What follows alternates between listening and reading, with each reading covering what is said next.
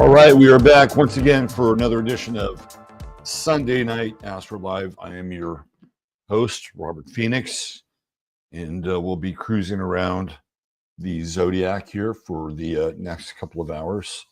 So thank you all for being here. Let me just try to make my hair look better, a little more presentable. That should work, right? Okay, not, it is what it is. Okay. Are you ready? Are you ready for some Uranus and Gemini? It is coming. That's right. Uranus and Gemini right on our doorstep here. July 7th. Yes, July 7th, Uranus arrives into the sign of Gemini, where it will be until November 11th, the inverse of 9/11. AKA 11/9, very interesting day, historically speaking. And then it retrogrades until next year and comes back again next year. But we're going to take a glimpse. We're going to take a look at it because it is literally on our doorstep and it is going to be very significant. Really, really significant. We're going through so much in terms of the outer planets and the reverberations of deep, deep cultural change, much of which is going to seem quite alien to a number of people that are sort of bipedal and up and walking in this world. It's going to be a fucking crazy time, really. But I think it could also be very interesting. Like if you can hang out with chaos, you'll be just fine. The next 7 years, starting in 2026, culminating in 2033, which has got some heavy duty Freemasonic reverberations there, if you know what I mean, is going to be some of the craziest, strangest, accelerated, uncontrollable energy we've never seen a confluence of outer planets like this, right? So just to give you a little taste, Uranus goes into Gemini in 1941, and the United States is not yet in World War II. Nope. That will come later. It retrogrades. It comes back in 1942. Okay. So let's put this on the table. We have Uranus in Gemini, which is the energy of World War II. The US in World War II. We have Neptune in Aries, which is the energy of what? The Civil War. And then we have Pluto in Aquarius, which is the energy of the Revolutionary War.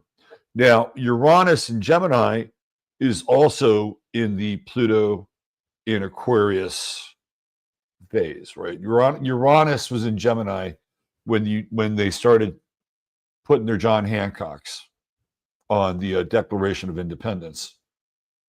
So that means that the United States is going to go through its Uranus return. And that's kind of a big deal. Kind of a big deal. So we're going to get into Uranus tonight in Gemini. We're also going to look at another Uranian phenomenon, which is Tucker Carlson, Jason Whitlock, Candace Owens, and Dave Smith. Now, some of you who follow me on Twitter know what I'm going to talk about, but for those of you who don't follow me on Twitter, you'll get the full explanation as we move into it tonight. And just some very interesting sort of astro syncs with those people, a certain country in the world, and some other very interesting high strange and synchronicities that have come up over the last week or so. We'll also look at the chart of the moment tonight, and we'll see what's just happening right here and now. And I'm not sure if we're gonna. I think that's a good show. That is like that's about a 3-course meal at least. Shout out to David, who is now a proud father of 2. David's got himself a son, Asher, who was born, I believe, on Thursday, if I'm not mistaken. So huzzah, huzzah, huzzah to David. Proud papa. Got himself a son. And he said to me, we were texting, and he says, I am so psyched. I am so psyched to know that it's a boy. And there's something about a father and a son. He was just like really, like digging into that, right? It's like, it's true. It's absolutely true. When my father found out that I was a boy, like he didn't know. They didn't have any. They didn't have any scans or anything like that. So it was like surprise, right? So he was very happy. He was happy. I think maybe later on he may have second guessed that, or maybe wanted to revisit. Shit, if I had a girl, I wouldn't be going through all this right now. God damn it. That girl would love me. She would worship me. I'm a Leo. She would love me. But no. I think ultimately it worked out all right. And then of course, I had a son, and I knew it was going to be a son. I knew it was going to be a boy. So it wasn't like it was a surprise, but it was great. It was really great, and it worked out fantastic. He loves sports. Jeez, what more could a dad ask for than growing up and loving sports and playing sports and having a son that loved. So essentially, this is really interesting. I can see this now, and I don't know where you guys are, but maybe you have your own kind of stories and pieces of I don't know, historical data you can put in chat. But I was looking back on, like, I never knew my natal grandfather. He was a mess, and he was not around. My father barely knew him, right? He was a mess. But what he did know about him was that he was a cook, right? He could cook. He was a good cook. He also was a musician. He played drums. He was kind of an interesting character. His nickname was Flip, F-I-L-F, Flip, like Flip Wilson. And then my father could cook. My father was a good cook. And then I can cook. And my son loves to cook. So all 4 of these men in the sort of the family line can cook. And what's interesting is that there's a Cancerian sort of genetic trait. I mean, literally cancer, the sign. I don't know about my great grandfather, my grandfather, my bio grandfather. But my father had Mercury in Cancer and Venus in Cancer. Okay. I have Mars in Cancer, and my son is a Cancer rising with Saturn in Cancer. So there's this interesting kind of thread that runs through like the men in our family, which is this Cancerian trait for cooking and like preparing meals. I was like, when I was a kid, I was really into it. I used to watch the Galloping Gourmet. Was that his name? The English guy.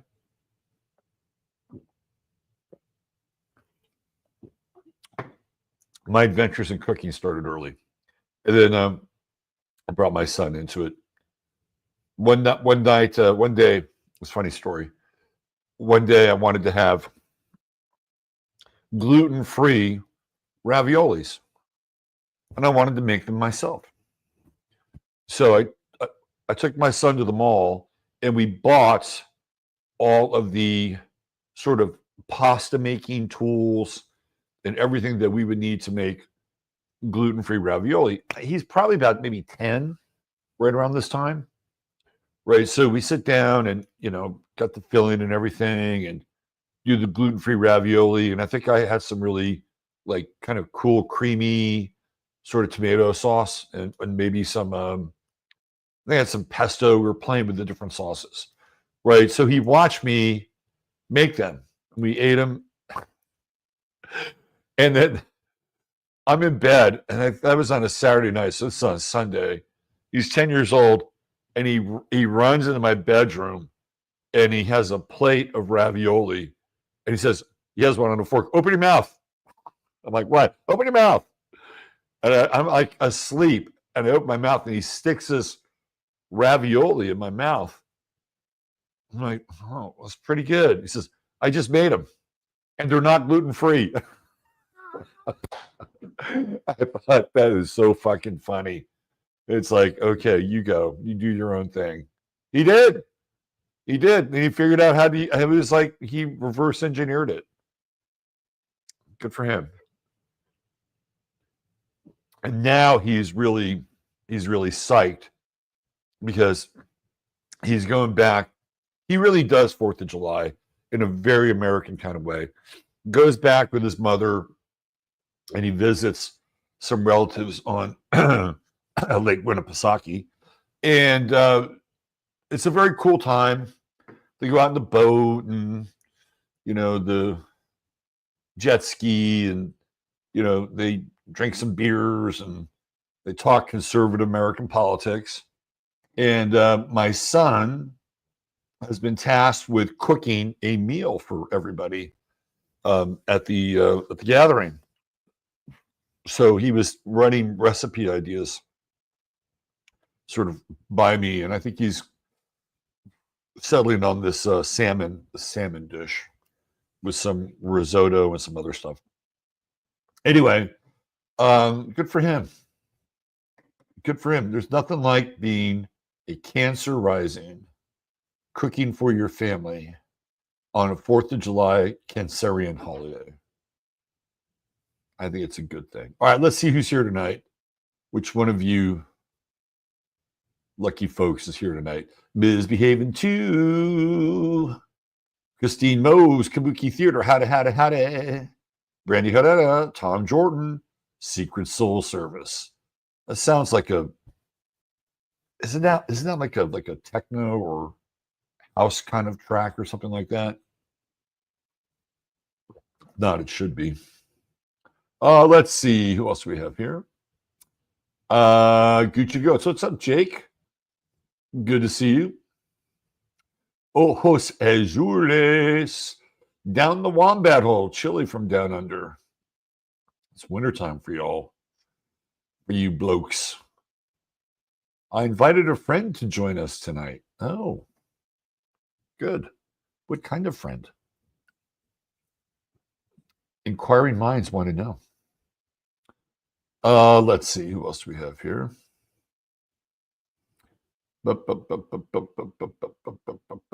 Lynette and Jardine. What's happening? Bad Max and Kelly B's here. I got an update on time. Hey, how about that? And then I was mostly on time. Jackie Delario. Aaron L. Marquez, what's going on? There's our guy, Thor by the door. I had some pictures of Steve. I was looking at some pictures of Steve today, going through I was deleting a lot of old pictures. I had some great pictures of Steve from the event. Always taking care of the ladies. Steve is always taking care of the ladies. And when I say ladies, I'm talking about, the silver set. He was always quite the gentleman. I hope you're doing well, Steve. I hope everything is unfolding according to, well, as they say, God's plan. Sharon Lewis, speaking of Florida, what's up? We got a Tondar sighting. We got the ISCC with Patricia. What's happening, Patricia? Salty cow. I'm going to second that emotion. Joe, like and subscribe. Jill Wong is with us from Mexico. Hi, Jill. What's up, Jill? PB. Hey, PB. Benito Diaz. ¿Qué pasa? ¿Qué pasa? Benito Diazberg. Sorry, Benito. I couldn't help myself. I could not help myself. Oh, okay. This shirt has an interesting story. Interesting story, Bo. Now that you brought it up. Okay. So I was at a party one time in Marin County, and there were these full moon potlucks. They were always centered around this guy named Sasha Shulgin, who was the inventor of MDMA. And he was like a big bear of a Santa Claus kind of guy. Silver hair, silver beard, very, very kind of, good-spirited, jocular, but not over the top, just, had a good vibe. And all these people are like super smart. They were all like medicine and plant medicine nerds. I had a Gatu Cola salad for the first time in my life. It was quite good, by the way. And you could actually feel the enervating effects of the leaves in the salad. It was delicious. So I'm at one of these Sasha Shulgin full moon potlucks, and this shirt is not easy to find, and there's another person at this potluck wearing this shirt, and it's Sasha Shulgin. I'm like, and we're standing next to each other in the kitchen. It was like that Spider-Man meme, like this, right? Although I'm looking more like Sasha these days than I did then. Anyway, little MDMA synchronicity. What's up, darling? Good to see you. Let's see. I thought for sure the dollar would collapse. Hey, Uranus isn't over in Taurus, Ojos. It's not over. We got a retrograde coming. There is still time for your morbid prediction to come true. Oh my God, a live one. Yes. Christy Aphrodite checking in with us. The Bruja of the Ozarks. Moonsprout. What's happening, Moonsprout? Got a good crowd here tonight. Nice light. What's up, energetic footing? Nice to have life and I'm just enjoying the experience. But hey, why not? Why not? Let's see. Kelly B got a new vehicle. Oh, the brand new vehicle, or did you get a new used vehicle? And it depends on the vehicle, right? Moving into Sleeping Phoenix energy is going to be a wild ride. Let's put that right up there. Thanks, P. All right. Yes, you can. Right over there. Thank you, Tom. Let's see. Oh, here we go. They're pushing Civil War so hard. Front cover magazine and Whole Foods was a montage of the Civil War. It's in the air, right? We've been talking about this for weeks, months. We were ahead of the curve. We were ahead of the waterfall. Thank you, Tom. Yes, if you want a reading, that's where you go. Appreciate that. Let's see. Here we go. Chaos and I are going to become besties. We're not already. Leo Stellium within 3 to 5 of each other. Pluto ops, Uranus and Gemini. Bring it on. I could teach a course in navigating chaos, which I was raised on chaos. Let's see. Who was it? I never got to have a boy. Well, I thought about if I had had a girl, She probably would have been a softball player. I would have been a softball dad. So you can kind of get there. Let's hope you have some quality sons-in-laws in the future that you can hang out with. JJ's here. JJ. Rama Lama. Hey, everyone. Today feels very chaotic.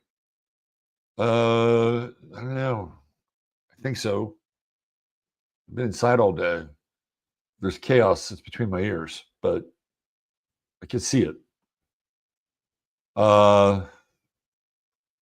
Let's see. Who else do we have? Chaos and abuse. Betrayal and abuse. Chaos. Absolutely. Absolutely. Anything out of the norm is chaos. I had a boy, but they say daughters are for mothers. I wish I had a daughter.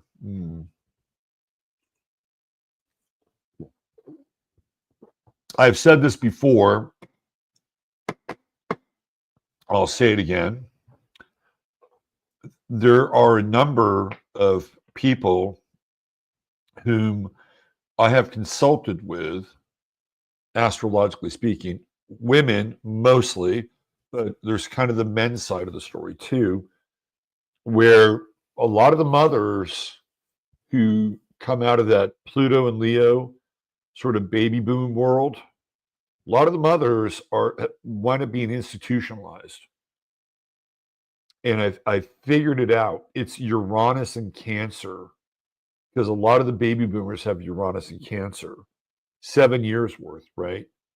Uranus and Cancer. So that's like Cancer being the mother. That's like the crazy mother.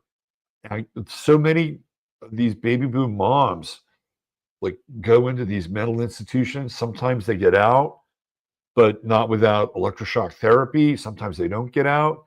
I mean, it's not everyone, but it's amazing how many of these cases I've come across with the children of baby boom parents. Not only that, but I'm going to say this as well. I have had big numbers of female clients who I can't even begin to tell you how many of them have referred to their mothers as narcissists. Now, they may not be baby boom mothers. I don't know. Perhaps. I'm not putting this all squarely on the baby boom shoulders, but this is something I would say 2 out of every 4 women that are my clients talk about the narcissism of their mothers. Fathers leave. They leave. They disappear. This is particularly true for Gen X. They disappear. They wind up rerouting their lives and having other marriages, other children, right? Other lives, other wives, other lives. I've seen this. I've seen this. And it's like,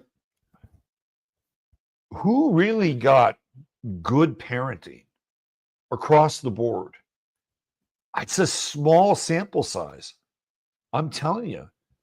I'd say maybe 10 to 15% of the people in this country. Maybe it gets a little bigger when you're in the middle part of the country because the energy is more dense. And I tend to think that people stay together longer, even though that may not always be the best thing, but they do. I would say I'm going to go 15 to 20% max. People have had really good, solid parent models on both sides. I don't think it's huge. I might even be overly generous when it comes to those numbers. But yeah, it's wild. Wow. Let me see what you guys are where you guys are chiming on this. Oh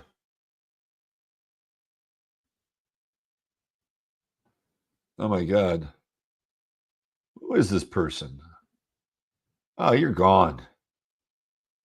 You're just gone. I gotta. Nobody craps on. Nobody craps on Christina Aphrodite. He gone. Let's see. Who else do we have here? Asher is a Cancer sun. Aries ascendant. Leo moon with a yod. Cool chart. Guess where his moon Mercury are on David's sun in the 4th house. He's gone. He's gone. He's gone, Christy. He's gone. Hey, mods, you guys gotta jump over that faster. You gotta jump over that faster. Oh my God, the Galloping Gourmet. I watched the Galloping Gourmet. Graham Kerr. That's right. Thank you, Road Atlas. Don't ever it's Steve. That's good. That's good. Oh my God, I love Graham. He was great, wasn't he? He was awesome. Yes. Cancer rising rules. Certainly rules the old chest area. That's for sure. Let's see. Hey, New Next is with us. What's up? NN, Joseph Fabry, Kayla. So good to catch you on live. Well, so good to have you here with us. Crazy Idaho situation. So they're having a fire there, and like the lefties are trying to keep the firemen from putting the fire out. Like, how fucked up is that? That is like nuts. That's what I've heard. That is crazy fucking nuts, man. Am I right? Shit. That is wild. LES. Hello, LES. Cancer rising here too. It's a very popular rising sign. Zarelith Eternal. What's up, Steve? Jean-Ominous. Jean-Ominous. I like it. I like it. Love Marin City. Shout out. Shout out to the pack. Dead Wolf Resistance. How the hell are we all doing? Hey, we're doing good. Moon over Marin. Dead Kennedys.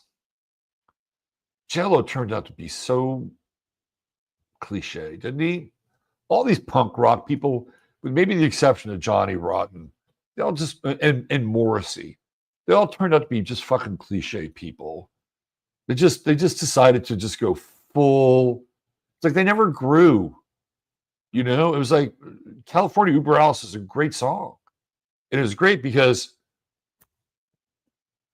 Jello was like railing against Jerry Brown.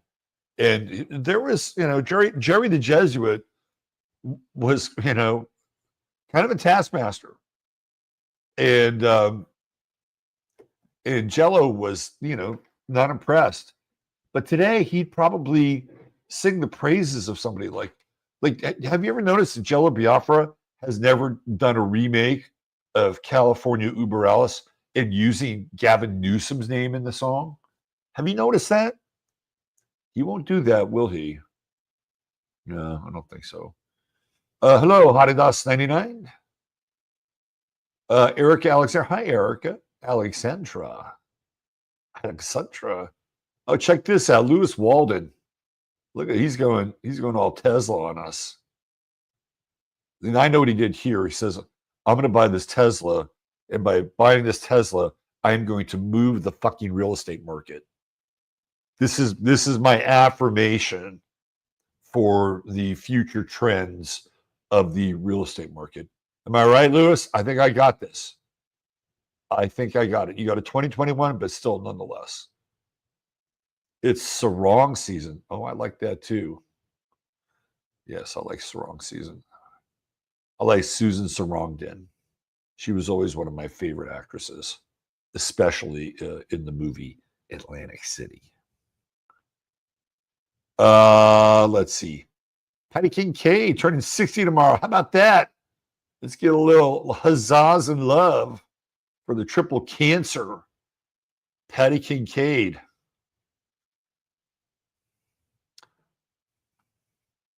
Dead Wolf Resistance was hit by a piece of lightning decades ago. They tried to hit you again 1 week ago. You, my friend, you have outlived and outpaced lightning. They're gonna have to wake up a little bit earlier to get you. Right? There you go. Let's see. My stepmom was Pluto and Leo, such a terrible person. I'm telling you, man, I could write a book on my Pluto and Leo mother. Wow, my mom went insane. She's Gen X, though. She's descendant of Pluto and Leo. Wow, sounds like an epidemic. I relate, but I focus more on healing rather than taking. Yeah. Well, these are people who have done work. They're not just there to sort of dump on me about their moms. They've done a lot of work. But hey, the stories are there, right? Stories are there. 10%, Rabbit Underground goes into 10%. Right there. Lee Walters. Is that the great Lee Walters? Let's see. Oh my God. Oh my God. I have known Lee since 1994. She's an Aquarian. She's born on Valentine's Day. That's her birthday. That is so funny, Lee. Lee, maybe you can tell people in chat what you used to call me. California Contrarian. I had the perfect chat. There you go. You're part of the, I would say, 10 to 15%. That's what I think. I was the parent many times of my boomer parents. Yep. Dina agrees with the percentage. There you go. Let's see. Well, you're welcome. I got your back, Christy. Here we go. This is it. Sandra Duncan, 1970 Gen Xer. My baby boomer mother was and still is a narcissist. I'm telling you, like, there's some truth to this. Look at that. The lights went out here. The lights went out in Georgia. We might have to go with the silhouette look tonight. You would think parenting would be a natural, instinctual skill. Apparently not. Yeah, it's a weird thing. Parenting is defined by obviously how we were raised to some extent, what's going on in our culture. My thing with my kid was I was just going to expose him to as many cool cultural aspects as he could. I wanted him to defend himself, be able to defend himself. So he got into jujitsu at about 5, stayed till about 8. He was just like a very natural kind of free range kid, and I didn't have to do a whole lot of like heavy duty parenting. We had a really solid bond. When I mean heavy duty parenting is when you have to say no, right? And that always happens at that Saturn opposition. But I enjoyed it. And I always felt like I threw good parties. All the parents used to like come over, bring their kids. One time I set up like a water world theme park in the backyard with a slip and slide and all this other water stuff, and the kids could play back there. So it was fun. I enjoyed being a dad. I really did. I enjoyed coaching my son's baseball teams. I'm gonna try to get this light back on. Maybe my producer can come in here and help. We'll see. If not, we're just gonna go dark. Let's see. What else we have here? No, the fire was an ambush. The fire was an ambush. 2 firemen dead. Oh, okay. All right. I wasn't. They set it there to lure them. What the fuck? Oh my God. Are you fucking kidding me? Are you kidding me? Oh, Jesus. That is just brutal. Absolutely brutal. Sounds organized. Yep. So sorry to hear that. Scorpio rising, Cancer sun. I hope this isn't a start to a pattern of fires like this. Saturn, Aries, Neptune, Aries, squaring Jupiter. Ooh, yeah. I could see it. Here we go. Cato says, my parents were not great, not even close. But I met people whose parents tried to kill them or traffic them.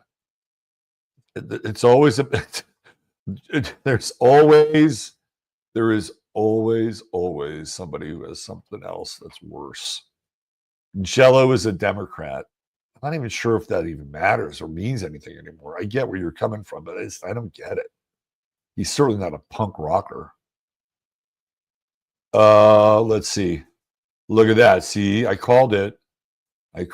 When I said he bought that Tesla to jumpstart his abundance in the real estate world. Absolutely. See, I called it. I get where you're coming from, Lewis. But that's a total prosperity move. Lenise Burton's here. Hi, Lenise. Peter Bayonne, Jello was pro-jab. He wrote a song, Government Flu. Yeah, again, a guy that just, it's like, what the fuck? Like, what happened to these people?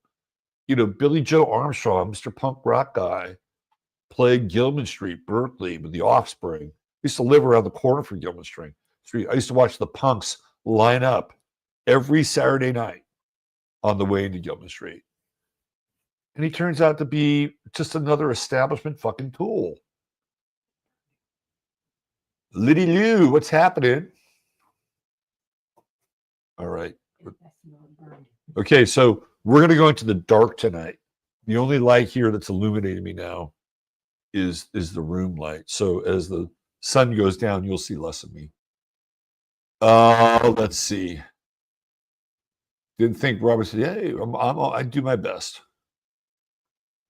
I do my best. Kate L. Hi, Kate L. Neptune girl from Valdosta, Georgia.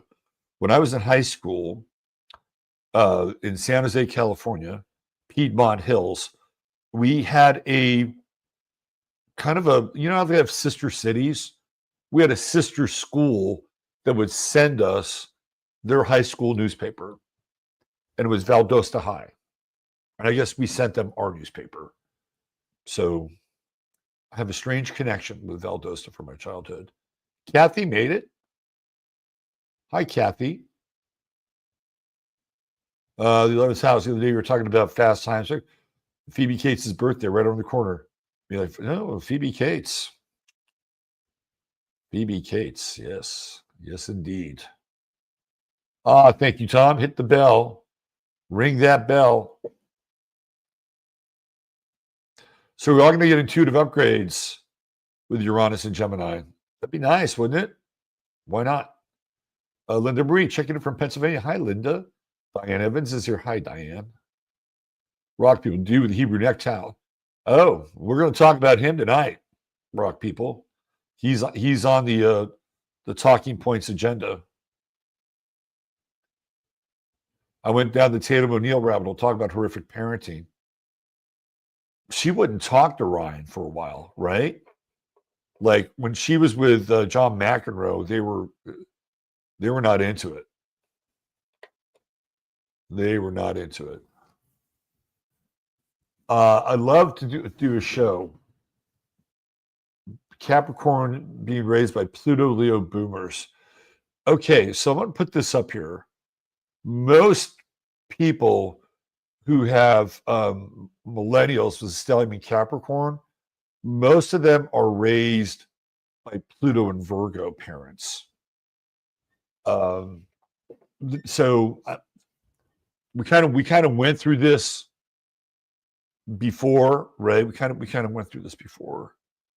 So you have, okay, so if you go back to Pluto and Cancer, they have Neptune and Virgo in their charts, right? And they begat the Pluto in Virgo children for the most part, like my parents. Pluto in Virgo has Neptune in Scorpio, and they begat the Pluto and Scorpio children. Do you see how that works? And it goes all the way through. Boomers, Pluto and Leo, Neptune in Libra, their children are Pluto in Libra, right? Pluto in Libra has Neptune in Sag, and a lot of Pluto and Libra have kids with Pluto and Sag. Do you see how that works? So if you had a Pluto and Leo boomer parent, that must have been quite old, because Pluto and Leo, Pluto went into Virgo in 1957. So it's not impossible, LES, just saying. Baby boomer, Leo mother, serious. Yep. Love you back, lunar frequencies. Here we go. Peter, interesting. My mom was a boomer, didn't really want kids. Kind of fucked me up in subtle ways. It took till my 40s to figure out. Right? I raised one child. Yes. One child. And that was like that was even challenging because I have Neptune. I actually have the South Node in Pisces in my 4th house. Like, I'm not even really supposed to have a family. Like, really, honestly, you're my family. Like, True Node, 10th house, Virgo, Stellium in the 11th house. Like, I was lucky to have one kid in this lifetime, one child. Byron Vampire, what's happening? I will be a dad my whole life.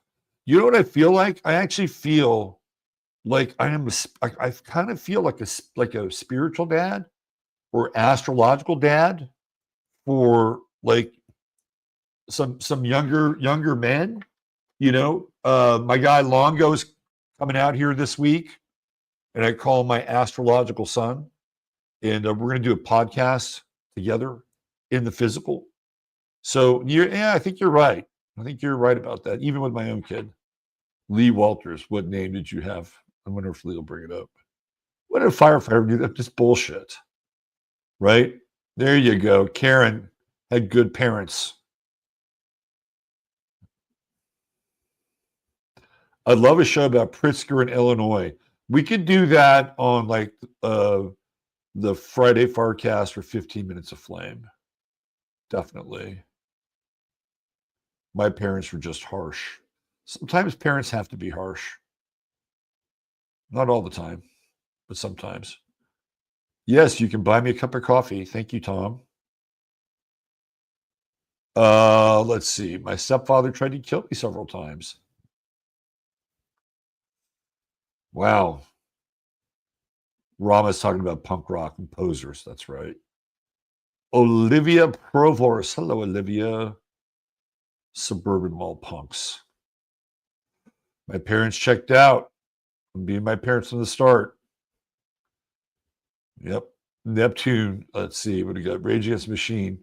Another bunch of fucking.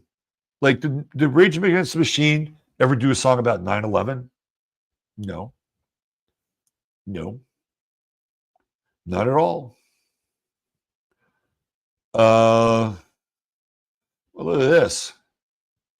They caught 2 Mexicans in Colorado transporting 100,000 rounds of high caliber ammo.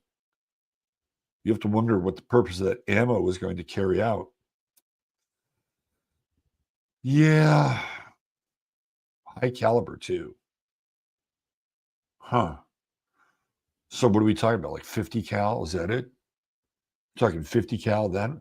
Byron, I'm doing fine. I'm having a good Sunday. I had good parents, although a bit strict. They belong to World War II generation. Yeah, they've got Pluto in Gemini. Interesting.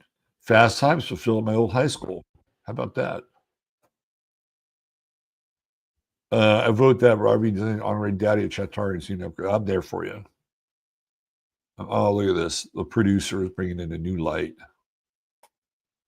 Coffee and listening to your live. There it is. All right. That's it's a little harsh. It's a little harsh. I kind of like from the side like that. That's kind of a cool effect. Leave it there. No, leave it there. That'll be cool. I like it because it illuminates me, but it's still kind of dark. It's good. Thank you, producer.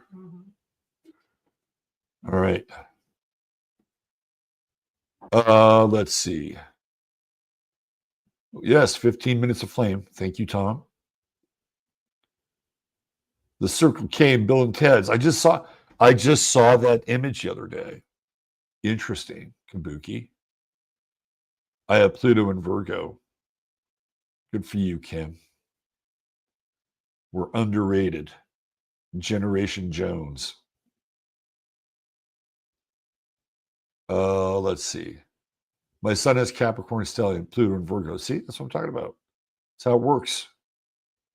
Pluto and Libra kids, Pluto and Sag, right? See, that's how it works. There it is. Let's see. If someone was born on Mars, what would Earth represent in their chart? Benefic or malefic? I think Earth would be Taurus. That's what I think. I think Earth would be Taurus. I think Earth is Taurus, but it has to put that up there, Peter. But it has to share with Libra. The Mini Mart in Encino Man was across from my building. Man, we got some fucking trivia here tonight. We got some trivia.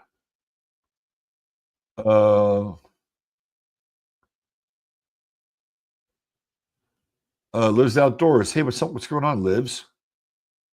I'm an elder millennial. My dad has Pluto in Leo. My mom was born January 57, so she's barely a Pluto in Virgo. So you jumped on what about 1985? Right around there. Yes, 85. Ink Darkest in 85. There you go. My Saturn is your Saturn is conjunct my sun. Oh, how about that? My Saturn was conjunct my ex-wife's true node. I mean, exactly on the button. I'm still trying to figure this. I mean, I think I figured it out, but she wouldn't hear the figure out part. Byron says my parents are boomers, but they're just very hovering and or judgmental and don't want to listen or help unless you're a yes man. That's been tough. Yeah. Connor is coming. Yes, he is. He is coming. He's going to be here on the 1st. I'm a Sag with Gemini rising like Longo. Yeah, I think Longo. Doesn't Longo have Moon in Capricorn? I think it's Moon in Capricorn. Boomer parents had to have TV. Remind them, do you know where your kids are? Fuck rage on behalf of the machine. There you go, rock people. If there's a guy that would have great parents, it's Steve. My parents were great. I'm 35, both have wake up call, enjoy life, not the book. See, now, if you ever have seen Steve's texts, Steve is probably the most well-adjusted person in the text area because Steve has kind of figured out life on his own terms. And I think good parenting can, kind of kickstart that. My parent, let's see, Pebbles says, my dad left when I was born. Mom resented me. That's brutal, man. That's brutal. Really brutal. What means when Cancer, Saturn conjunct the South Node? Depends if it's in your chart or somebody else's chart. Anytime a planet's around the South Node, it means you got unfinished business. You have unfinished business, whatever that is. And there are people who were born 70, right around 73, right? South Node in Cancer and Saturn in Cancer conjunct that South Node. I've seen that. That's usually when it's unfinished business around parenting, and women that have that wind up playing both the role of the mother and the father with Saturn in Cancer. So there you go. Let's see.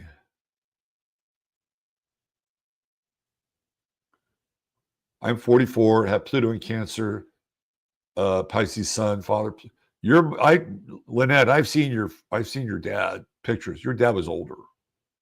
Your dad was definitely on the older side for sure. You're kind of a rarity. No, you don't have Pluto in Cancer though. No, you don't have Pluto in Cancer. You're 44. You have Pluto in Scorpio. If you're Pluto in Cancer, you'd be my mother's age, who's no longer with us. Yes. Let's see. Are we done? Where did Lee go? Lee's a trip. I got lots of stories. Pluto and Libra, thank you. Let's see. I got lots of stories with Lee. Om Shanti, Radha Devi Om Shanti back. I had lots of stories with Lee. Pluto and Libra with side. So you got the older crew. Sometimes those, sometimes it's not always 1-to-1, but it does happen when. So I'm like that, right? My kid is Gen Z, but because I became a father at 44, he was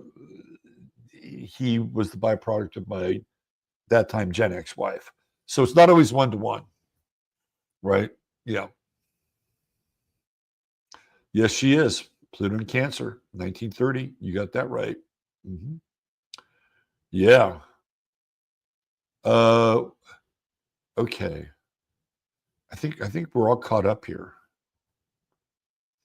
I think we're all caught up. Nice chat on the parental side. Really, really, really good chat. I'm trying to figure out. I think the family across the street, the Houts had pretty good parenting. That's what I think. Mary Hout was a very good mother. There's a time where she would babysit me during the summer with her 3 boys, and she made something called a sizzle burger, which was the Worcestershire sauce that she would put on this hamburger, and it was fucking great, man. It's like, man, can you just make me another one of those sizzle burgers? That's what she called them. And the dad, Dave, worked for Lockheed and smoked a pipe. And he knew the answer to everything. And at about the age of 12 or 13, I'm like, this motherfucker knows the answer to fucking everything. It's kind of annoying. Anyway, they were good people, the Houts. All right, should we get on with the show? We have been doing the show, though. We have been doing it. It's not like we haven't been doing it. Mary Self, fellow Pluto and Virgo here. Jen Jones. It's a thing. It is a thing. All right. Let's do this. Let me just crank up a couple charts here real quick. Give me one sec. We went to a Cancer birthday party last night. It was fun. It was very Cancerian. It was in a house, right? Very Cancerian. So it was like a house party. Good times. Let's see.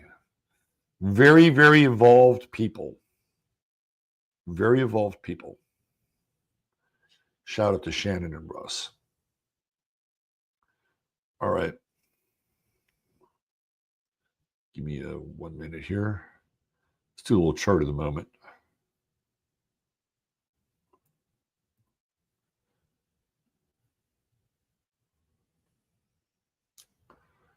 Okay. Let's change the time. 8:36 p.m. We're no longer in the 12th house. When we get together in the mornings, we're in that 12th house. It's like our own little private Idaho.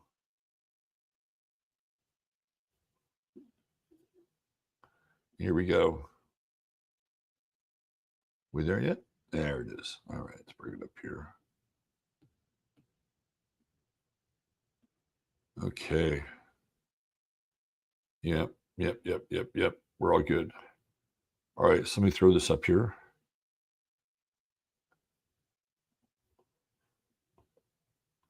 And let me look back here. Up. Stop share. Let's stop screen share. No, we don't want that. Let's see. Hold on. Remove. There we go. And try it again.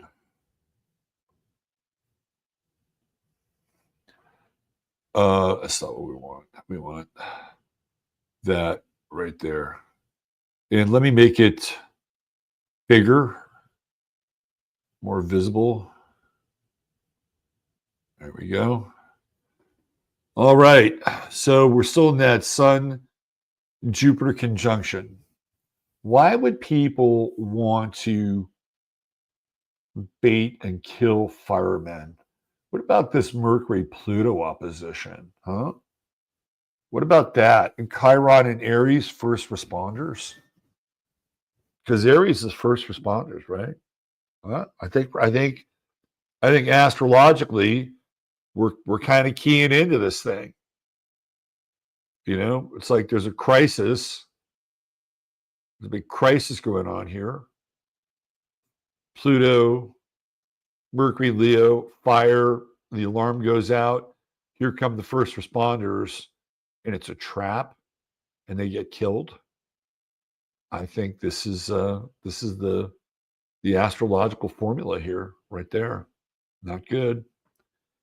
Not good. Also, Jupiter and Sun still in that in conjunct with Pluto. It's really Jupiter at this point.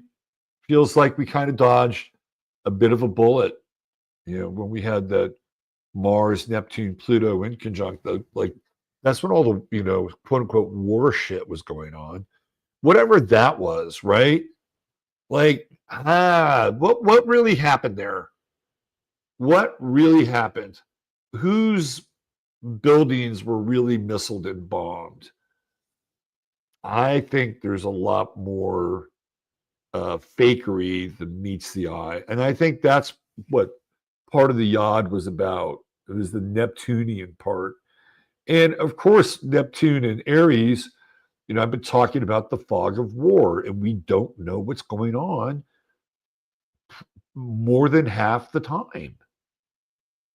So it's going to be very difficult to pull these details apart. But I got to say, though, there are so many people who are really adept at research. I just got turned on to a new person tonight, Morgan. We became Twitter friends. She's got about 20,000 followers, and I was going back and forth with Lyle Coyote, and we were talking about this.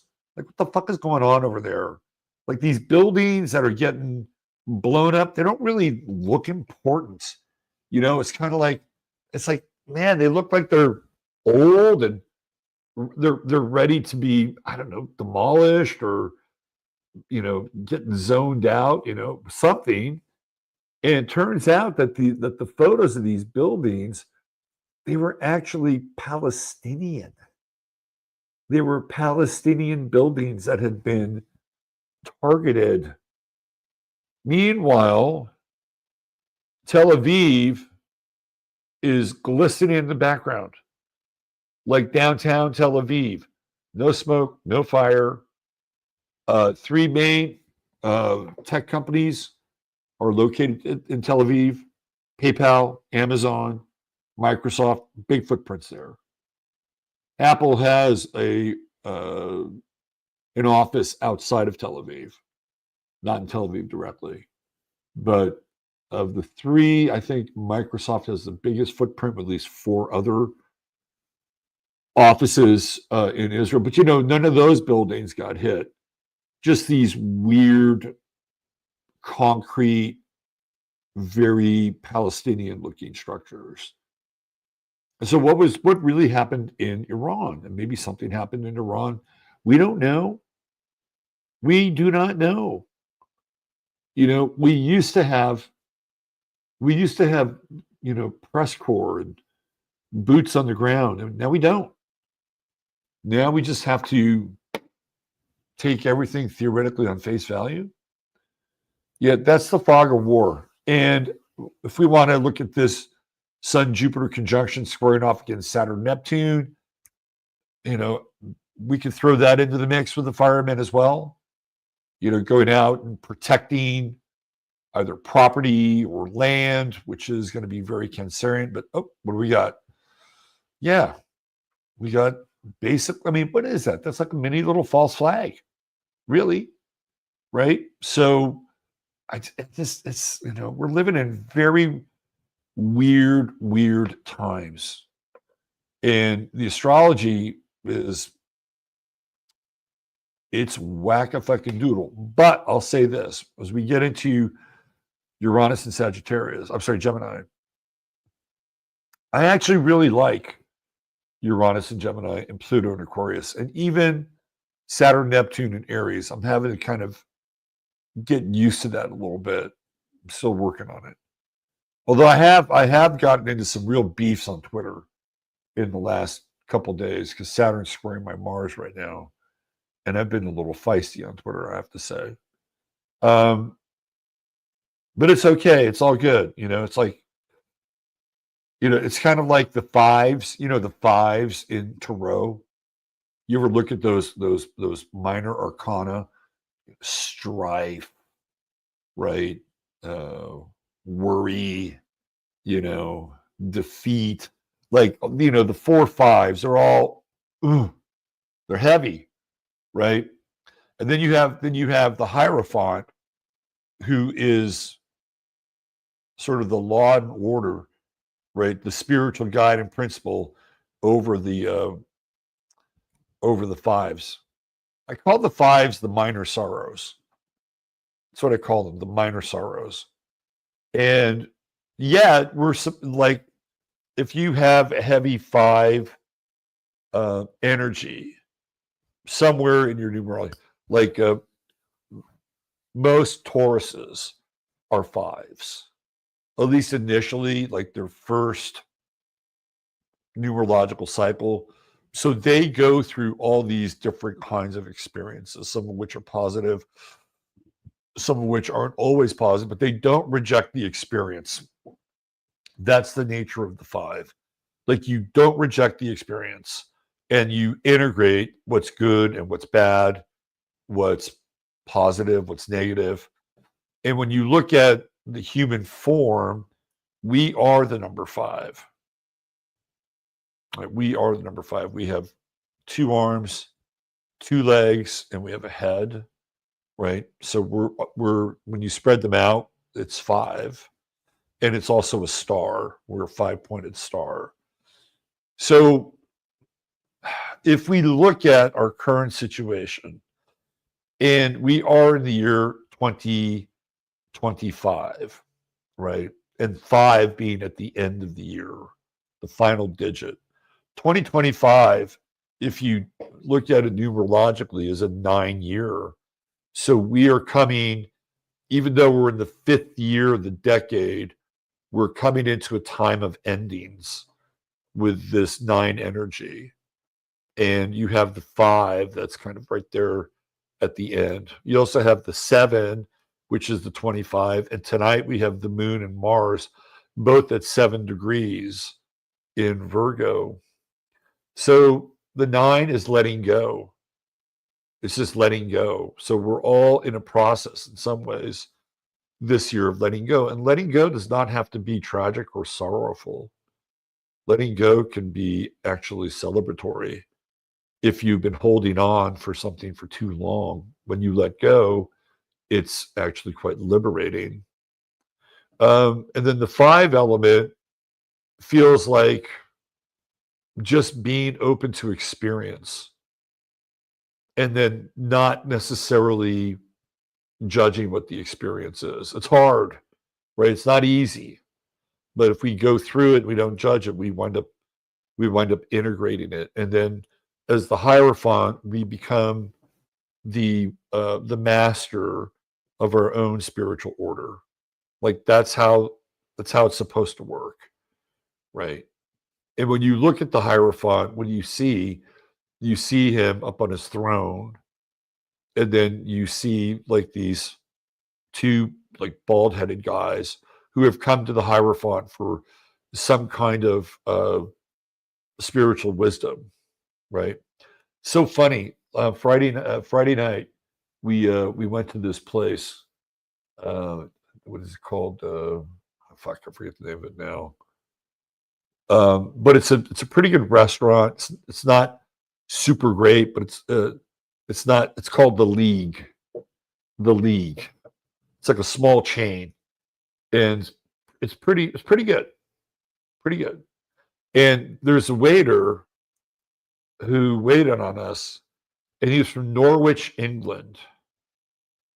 And the only thing I really know about Norwich is this saint called Julian of Norwich. And I asked him, said, "So did you? So okay, so I didn't know this. We're getting a little off topic here, but I think I can bring it back because it's about suffering. It's about letting go. It's about this kind of nine energy. Okay, so there were these people. Some of you may know this, but there were these people. They were called anchorites or anchoresses. I had never known this before, but an anchorite, in this case, Julian of Norwich, who was a woman, what they would do is they would give themselves solely to the church. And this is beyond being a nun or a priest. Okay. They lived in like a 12 by 15 cell that was adjacent to the church. And in many cases, these people never left that cell, right? They were there to be there and do nothing but contemplate on the beauty and wisdom and love of God. That was their role, right? And they were fed a very Spartan diet of like probably like some dry bread and dry fruit, maybe water. They had little chamber pots, and then people would, because it was adjacent to the church, right?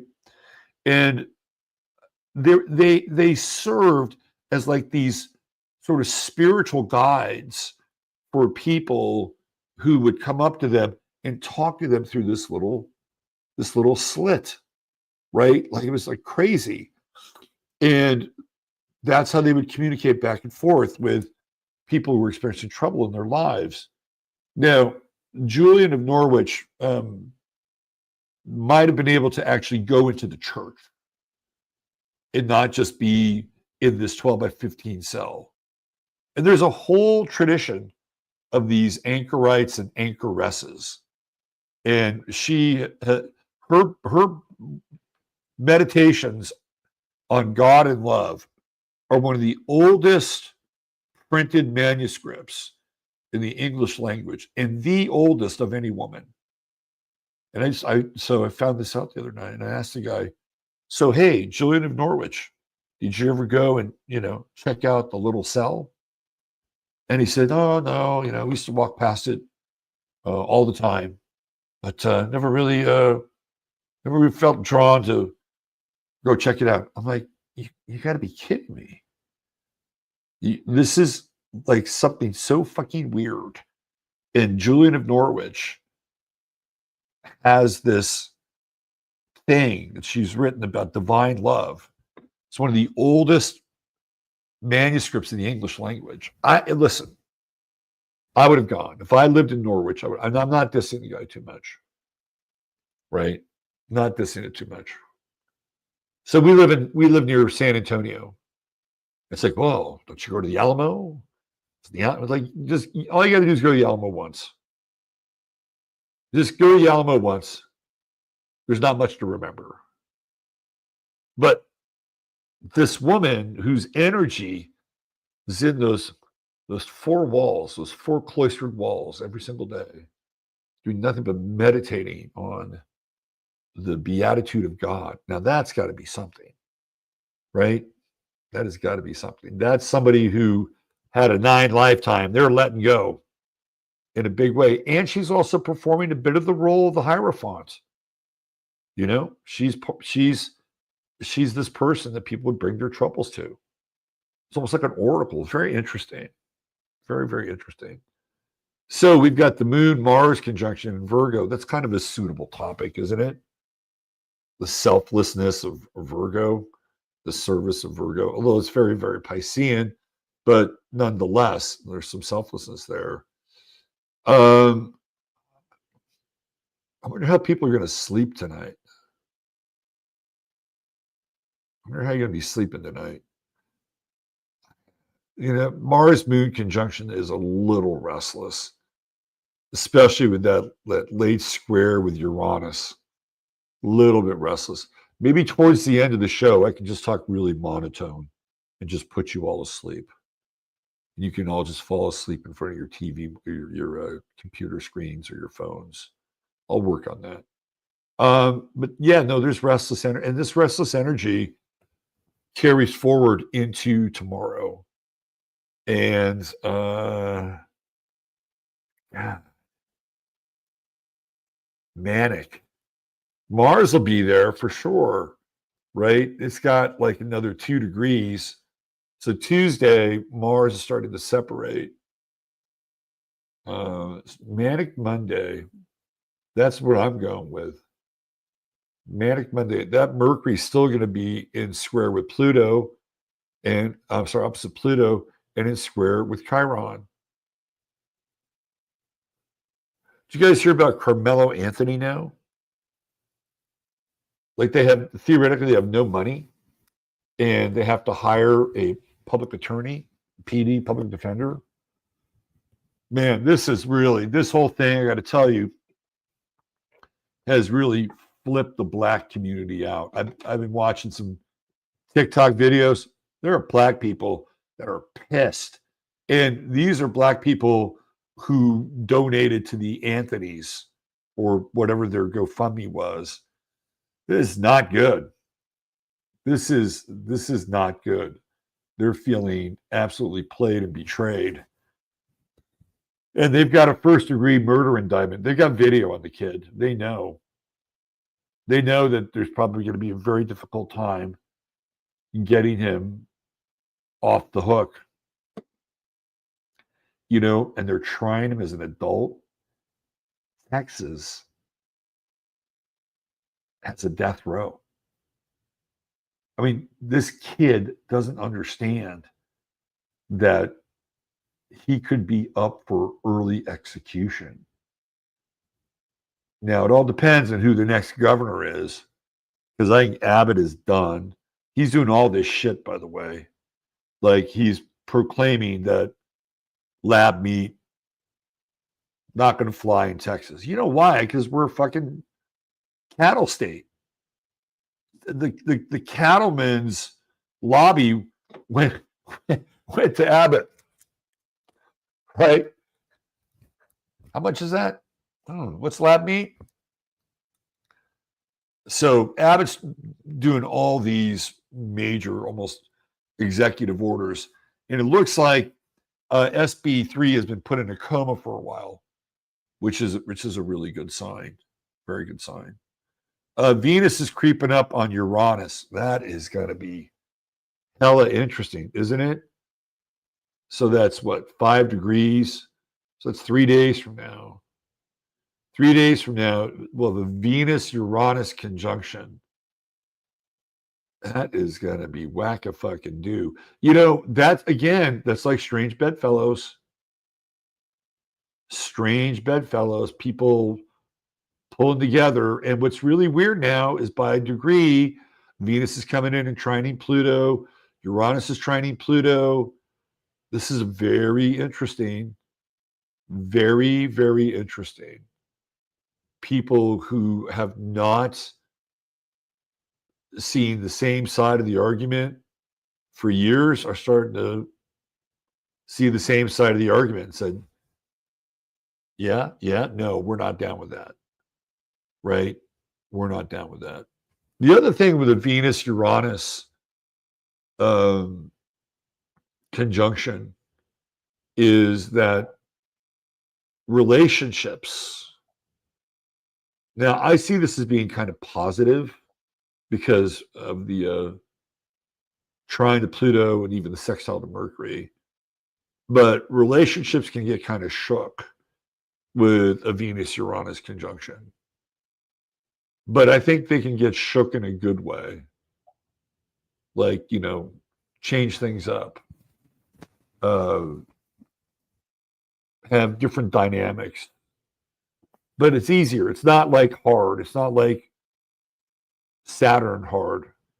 It's like, hey, what if we did X, Y, and Z instead of doing ABC, because we do ABC all the time? Would it be cool if we did X, Y, and Z? Like, yeah, that sounds really interesting. True story. Coaching client, probably listening.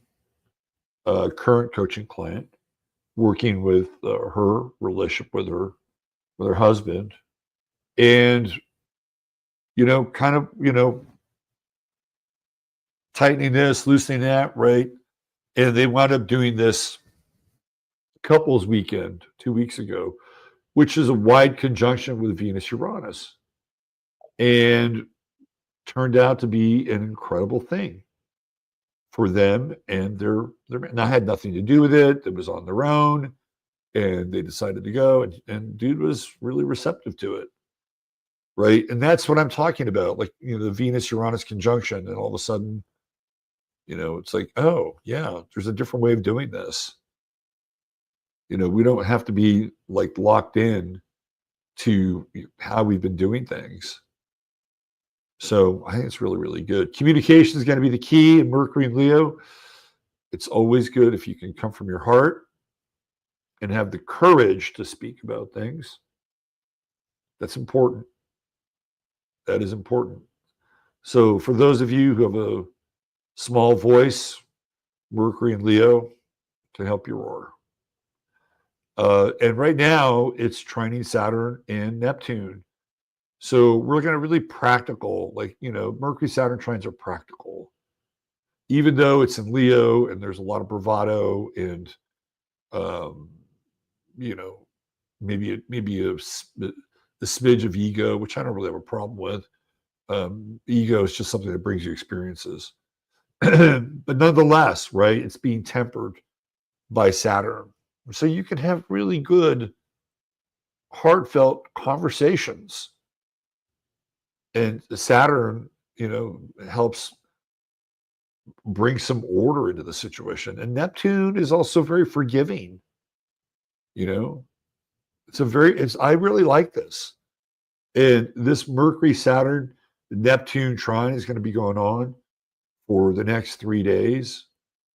I think it's a really, really good opportunity to, have some heartfelt conversations with people. It's one of the things that I think is really a problem with this world, is that, we don't tell people we love them often enough. Like, you don't want to have to be gratuitous and just say it just to say it. But we don't tell people we love them often enough. And I think that's a problem. And it leads to a lot of people feeling unloved. And some people, you can say, hey, I love you. And it may not hit them. They may be so used to not being able to feel it that it may take, 10 times, 15 times until finally they say, oh, yeah. Yeah, I get it. Sometimes we can be so caught up in our own drama, so caught up in our own drama. And I have experience about this. So my first marriage, I was miserable, and it had nothing to do with her. Like, she was fine. She was great. But I was miserable because I had kind of had deconstructed and crashed out. and crashed out of my life and into this marriage. And I felt pretty bad about sort of my crash out. Had a lot of guilt around it. And also had come from a very productive time the year before to having a completely non-productive time. Going through my Saturn return, my Chiron return, and I just was not I was not available, right? So about 6 months in, she says, "I'm done. I'm out of here. You're just too miserable. I'm leaving." And she winds up going to Hawaii. And I missed her terribly, I really did. And there were a couple times where we would see each other again, and I just felt like, well, we could get this band back together. We could, because she was actually a very cool person. And we didn't. We didn't. And I remember one time I was in my garage in Oakland. This is after we had split up, and I was going through some stuff. And she had found this big sort of card that was the King of Hearts, and she had written all this really wonderful stuff on the card, and I fucking lost it. I just fucking lost it. And it's because I was just so embroiled in my own pain, my own shit, that I couldn't see that there was this other person in my environment that really loved me. Right? And you could say, well, if she really loved you, she wouldn't have left. I don't know about that. I was not easy to be around. And when I saw that, it was like, what do you do? Like, what do you do? You can't bring the past back. Because I had seen that before. It wasn't like I had seen it before. I had. But how the words hit me then and how they hit me going through my shit in my garage was a very different kind of hit. And that's what I mean by sometimes you can tell people that you love them and they just may not be ready to hear it. And it may take a while, but don't give up. Do not give up, because I think there's not enough of that in this world. And everything's becoming incredibly depersonalized. We have just all this anonymity theoretically on social media, although everything's tracked, which is weird. And it creates a kind of a superficial distance between one another.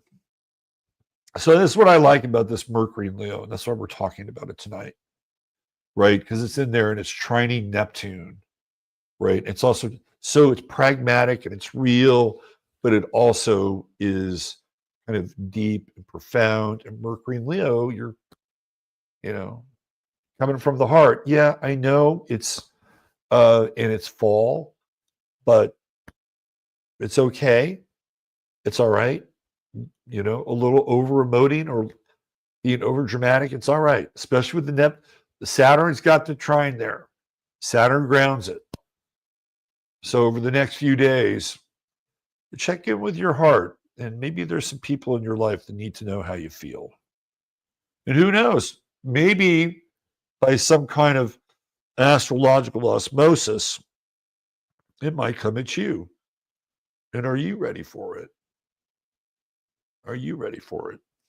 Are you ready to let down the past and all of the supposed hurts and wounds and pain when somebody comes forward and says, I love you, forgive me?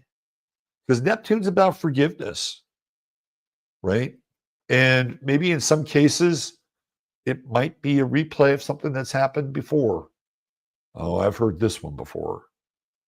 But I think there's some gravitas to this Mercury, Saturn, Neptune trine. So be on the lookout for that. Tomorrow, you're going to go to work if some of you are working on a Monday. Most of us are to some extent. Moon and Virgo, hey, you get some shit done. Right? You got Mars, you got the moon. Moon will probably be about 12 or 13 degrees by the time you get up tomorrow. still be in that conjunction with Mars. It'll start to move out of that square with Venus, Uranus. Perfection is overrated, right? When you get into that square, Mars, Moon, square Venus, Uranus, it's like, who could live up to anybody's standards, really, right? But the real win is this sextile to Jupiter and the Sun. Wow, it's just such a, like, if you can find your way through your work and connect it with some kind of greater meaning or purpose besides just a paycheck, it's a nice sextile. What else? I think that's about it. I think it's about it. You got Ceres and Aries. Doesn't that feel like nurturing war? It feels like fucking nurturing war, Ceres and Aries. And we have Juno retrograde in Scorpio, and then Vesta in Scorpio as well. That's interesting. Vesta being the oldest and Juno being the youngest of the asteroids. All right. You got any squares in Neptune more? Yeah. Sun, Jupiter.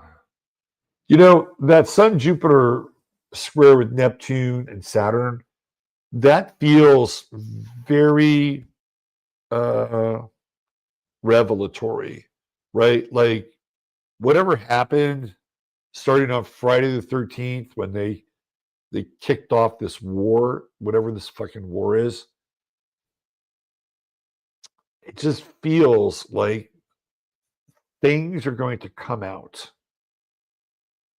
There's going to be things that are going to come out, and they're not, it's sort of like this is another version of this. It's what's going on with Candace Owens and Tucker Carlson. We're going to talk about that a little bit tonight.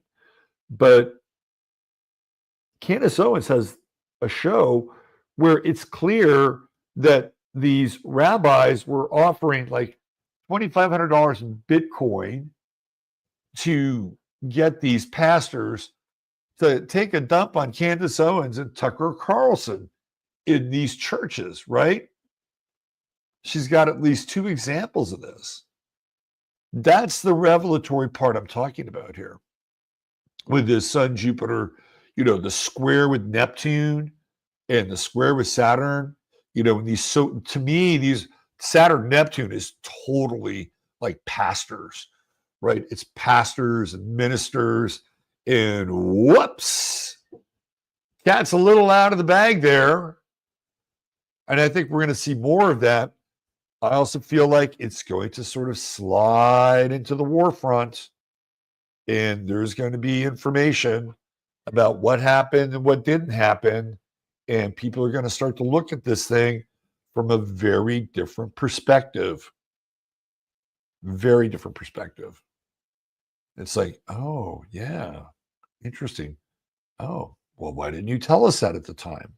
Oh, it's because you had an agenda. And by the way, I don't trust our government. I don't trust the Israelis. I don't trust the Iranians. The people of Iran, I don't have a problem with, right? There are people in Israel who are not down with the war. They're trying to get Netanyahu out. Keep your eye on that, by the way, because he's got to go down. It's just a matter of time. And I don't have a beef for the people of the United States. You're lovely. But these damn governments, who wind up, kind of in cahoots with each other behind the scenes, the thing that binds them all together is Freemasonry, right? And these lodges and whatever kind of great work, that they're focused on. That's the problem. And a lot of people don't talk about it, but there you go. All right, why don't we do this? Let me dial up another chart here. So let's take a look at the ingress of Uranus, shall we? Let's do that.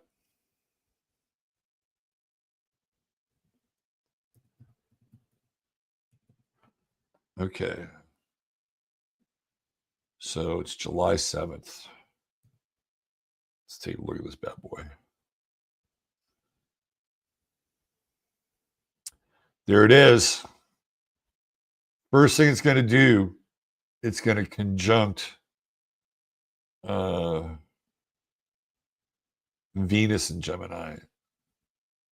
This is going to be something else right here.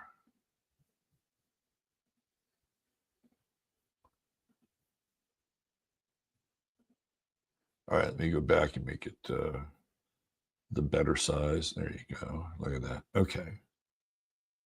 All right, so this is the ingress right here. And it'll be in Gemini until the 9th of November, 11/9. Again, the inverse of 9/11. Interesting, right? And then it comes back next year. So why don't we do this? Let's look at that degree of Gemini and the Sabian symbols. Let's see what we got going on with that.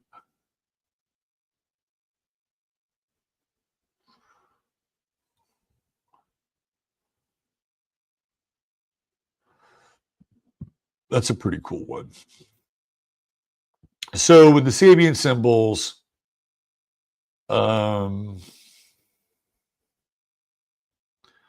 usually go from like 30 minutes on. 30 minutes, you begin to read for the next symbol over, the next degree over. I think based on our conversation, we're going to look at one Gemini. And one Gemini, of course, there's Dane Rudyard, is a glass-bottom boat reveals undersea wonders. This is a really interesting symbol. So I'm going to read it here. The revelation of unconscious energies in submerged psychic structures. Now, we'll go through Rudyard's breakdown of this, right? His interpretation. I think it could mean anything, right? The revelation of unconscious energies in submerged psychic structures. What have we been talking about for maybe the last 15, 20 minutes? This process of revelation that's coming. And it's like, did you see that? Did you see that? It's like these masks, they're just coming off. They're coming off. We'll get into this a bit more here. Within the relative security of a boat, an individual person can learn to be aware of the as yet hidden contents of man's collective unconscious, provided this boat, that is to say his ego that separates him from the collective planetary psyche of mankind, has been given a glass bottom. There's a glass bottom boat here in what is it? It's kind of like near San Marcos. I think it's called Uranus Springs or something like that. And they actually have a little glass bottom boat and they troll around this spring so you can look down underneath. They used to be a lot more popular than they are now. But the glass bottom boat, it's a metaphor. The conscious mind must have become in part at least translucent. This translucency is not direct openness. The window of the mind remains closed, but through it, the individual become aware of the outside. Here, outside means the psychic depth below the normal level of consciousness. At this first stage of discovery process, one can only speak of vision, not identification. The feeling is one of wonder. Of course, he's using this symbol that was channeled long before he wrote the definition of it. The feeling is one of wonder. I did not know this could exist. How beautiful or how exciting. A new dimension of reality is perceived by the earnest inquirer. Okay. All right. So we have two levels of reality. We have the reality of seeing through the facade of the world, seeing through the masks, people revealing themselves, seeing the tired and tried and true sort of techniques and blueprints for controlling the masses. Like that's one level, right? One level of seeing. The next level of seeing is what is beyond that, right? What would our experience in this realm be like if we were free of those influences, right? Let's call them, for lack of a better term, devils. What would happen if we were free of those devils? Well, they're there, they exist for a reason.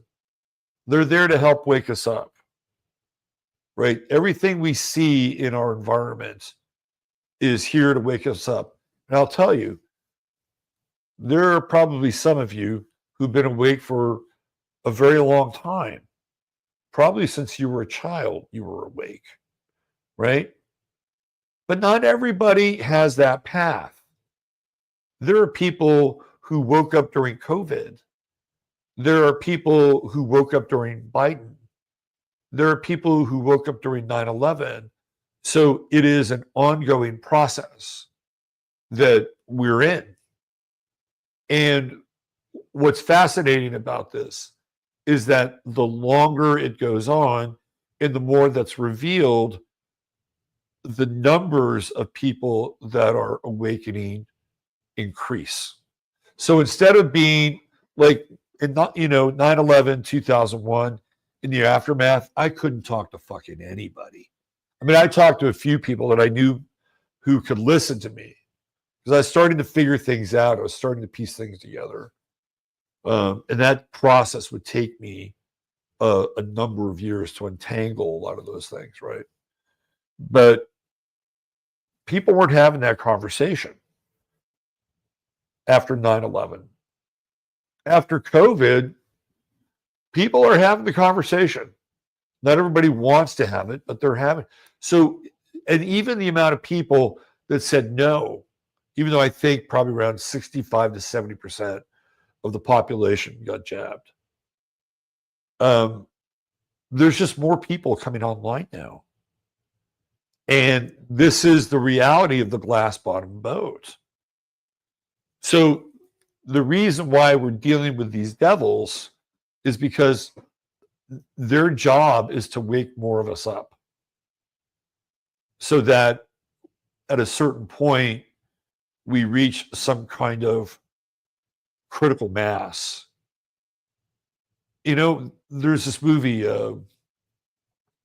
Jacob's Ladder, and in the movie, Tim Robbins goes into these hell realms, and the only person who can help him is his chiropractor, played by Danny Aiello. And he would adjust Tim Robbins' character. And Tim Robbins would go into these very intense and graphic memories of being in Vietnam. It's a movie that's shot in the 90s. I believe the director is Adrian Lin. But it has a very 70s feel to it. It's a fantastic movie. And there's a scene where Danny Aiello's character says to Tim Robbins' character, he said, "Did you ever think that the angels were really devils and their job was to kill off the last parts of you so that you could move on and be in the word heaven or be with God or something like that?" It was like some, and this is, so he's getting Tim Robbins to think about these demons that he's having to deal with. And what they're doing is they're tearing apart his visceral connection to this world so that at a certain point, I don't want to give up this story, at a certain point, he has a very different relationship with so-called reality. And I feel like that's part of what's going on.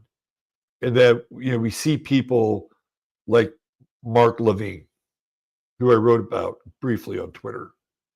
And he's a devil, right? Benjamin Netanyahu is a devil. I mean, these people are devils, and what their role is now is to help wake us up, because you see that their actions are completely insane and utterly opposed to any kind of humanity. So the longer they stay around, the more people see it. And at a certain point, you're going to get even these hardcore Trumpian, patriotic dispensationalists. They're going to see it too. It will be something that they cannot no longer see, or can no longer see, right? And this is what this is about, a new dimension of reality.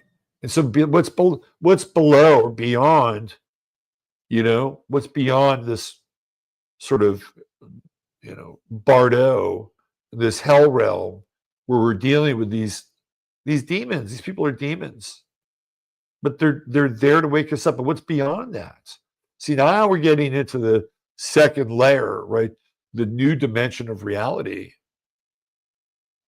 And if we're going to step through that new dimension of reality, it's going to be with these outer planets just going full on air, right? Air, fire. This is the nitrous oxide accelerator switch for a spiritual awakening. Okay? And you're all part of it. And I guess it can matter where these planets are lining up in your chart. Clearly, they'll have an influence, right? What's really interesting? A bit of a digression, but this is a planetary influence that we can clearly see out there in the world. And I'm going to get back to this, but I'm going to tell you, this is a good one. Caitlin Clark, who has become this real phenom, this cultural phenom, because she's such a great player, a once-in-a-lifetime talent, really, right? She plays in the WNBA, getting a lot of heat because she's heterosexual, she's white, and it's kind of this, LGBTQ plus Yas Queens League. And Caitlin Clark's sun is at 0 Aquarius. Okay. She said Pluto on her sun, and she has transformed women's basketball. She's transformed the NBA, right? But also with Pluto, there's intensity and tension. And Pluto's gone retrograde, and it's retrograding back to her sun. Pluto goes to 1 degree. And you can see that Caitlin Clark's play has also retrograded. She's got some kind of a groin pull or something. But then she also got into this fight with some players from another team. She hasn't been the same since that night. Now, it could be physical, could be psychological, could be both. But I think it's also the Pluto retrograde. And Caitlin Clark kind of coming back down to earth. And what's really weird is that her nemesis, Angel Reese, is now taking off. It's almost like, God, I never really thought of this, but it's almost like she has snatched Caitlin Clark's soul. She's becoming more Caitlin Clark than Caitlin Clark. Caitlin Clark I never really thought of it in those terms, but it kind of feels that way. All right, let's go back to the chart. Okay, so there we go. There's your Uranus-Venus conjunction. First shows up, there's Mars right there, 11. Why is square with Venus? It's not squaring Uranus. So this is going to be an interesting time for relating, for sure. There's a lot of freedom issues going on here right around 3 days after the 4th of July. Moon is in Sagittarius, squaring Mars, kind of on the back end of a wide opposition with Venus, and that's going to be real. Freedom's a theme.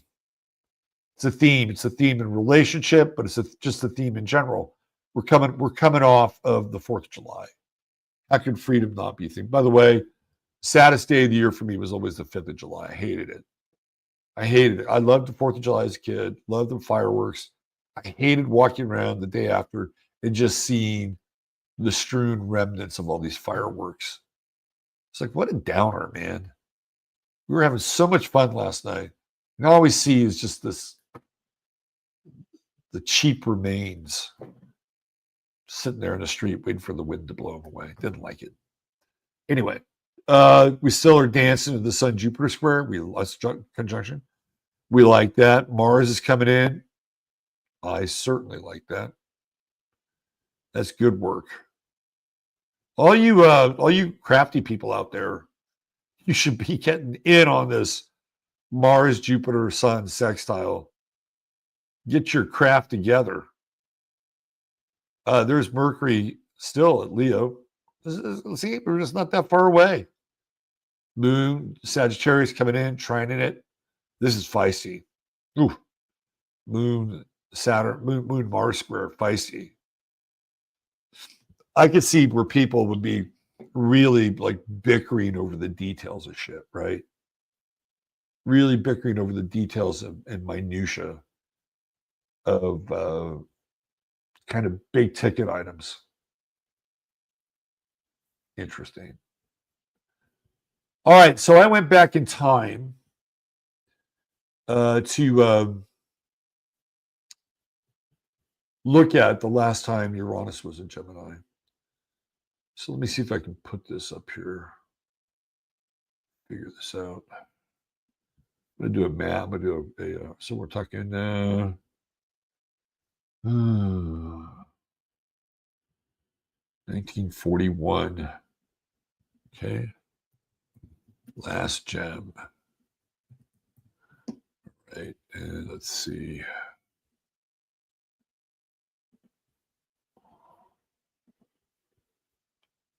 Give me 1 second here.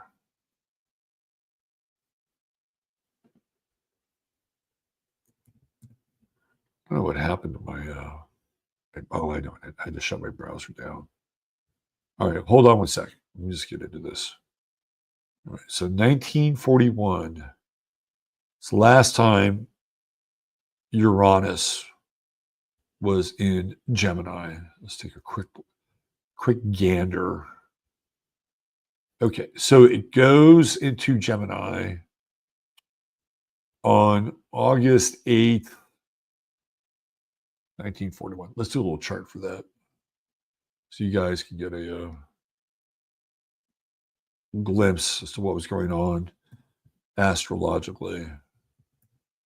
1941. Let's go. We'll do a 12 nooner. And let's put this. How about New York City? One of the greatest cities of the world. All right. Where is it? Yep. Okay. So here we go. I'm just going to do a little screen share here.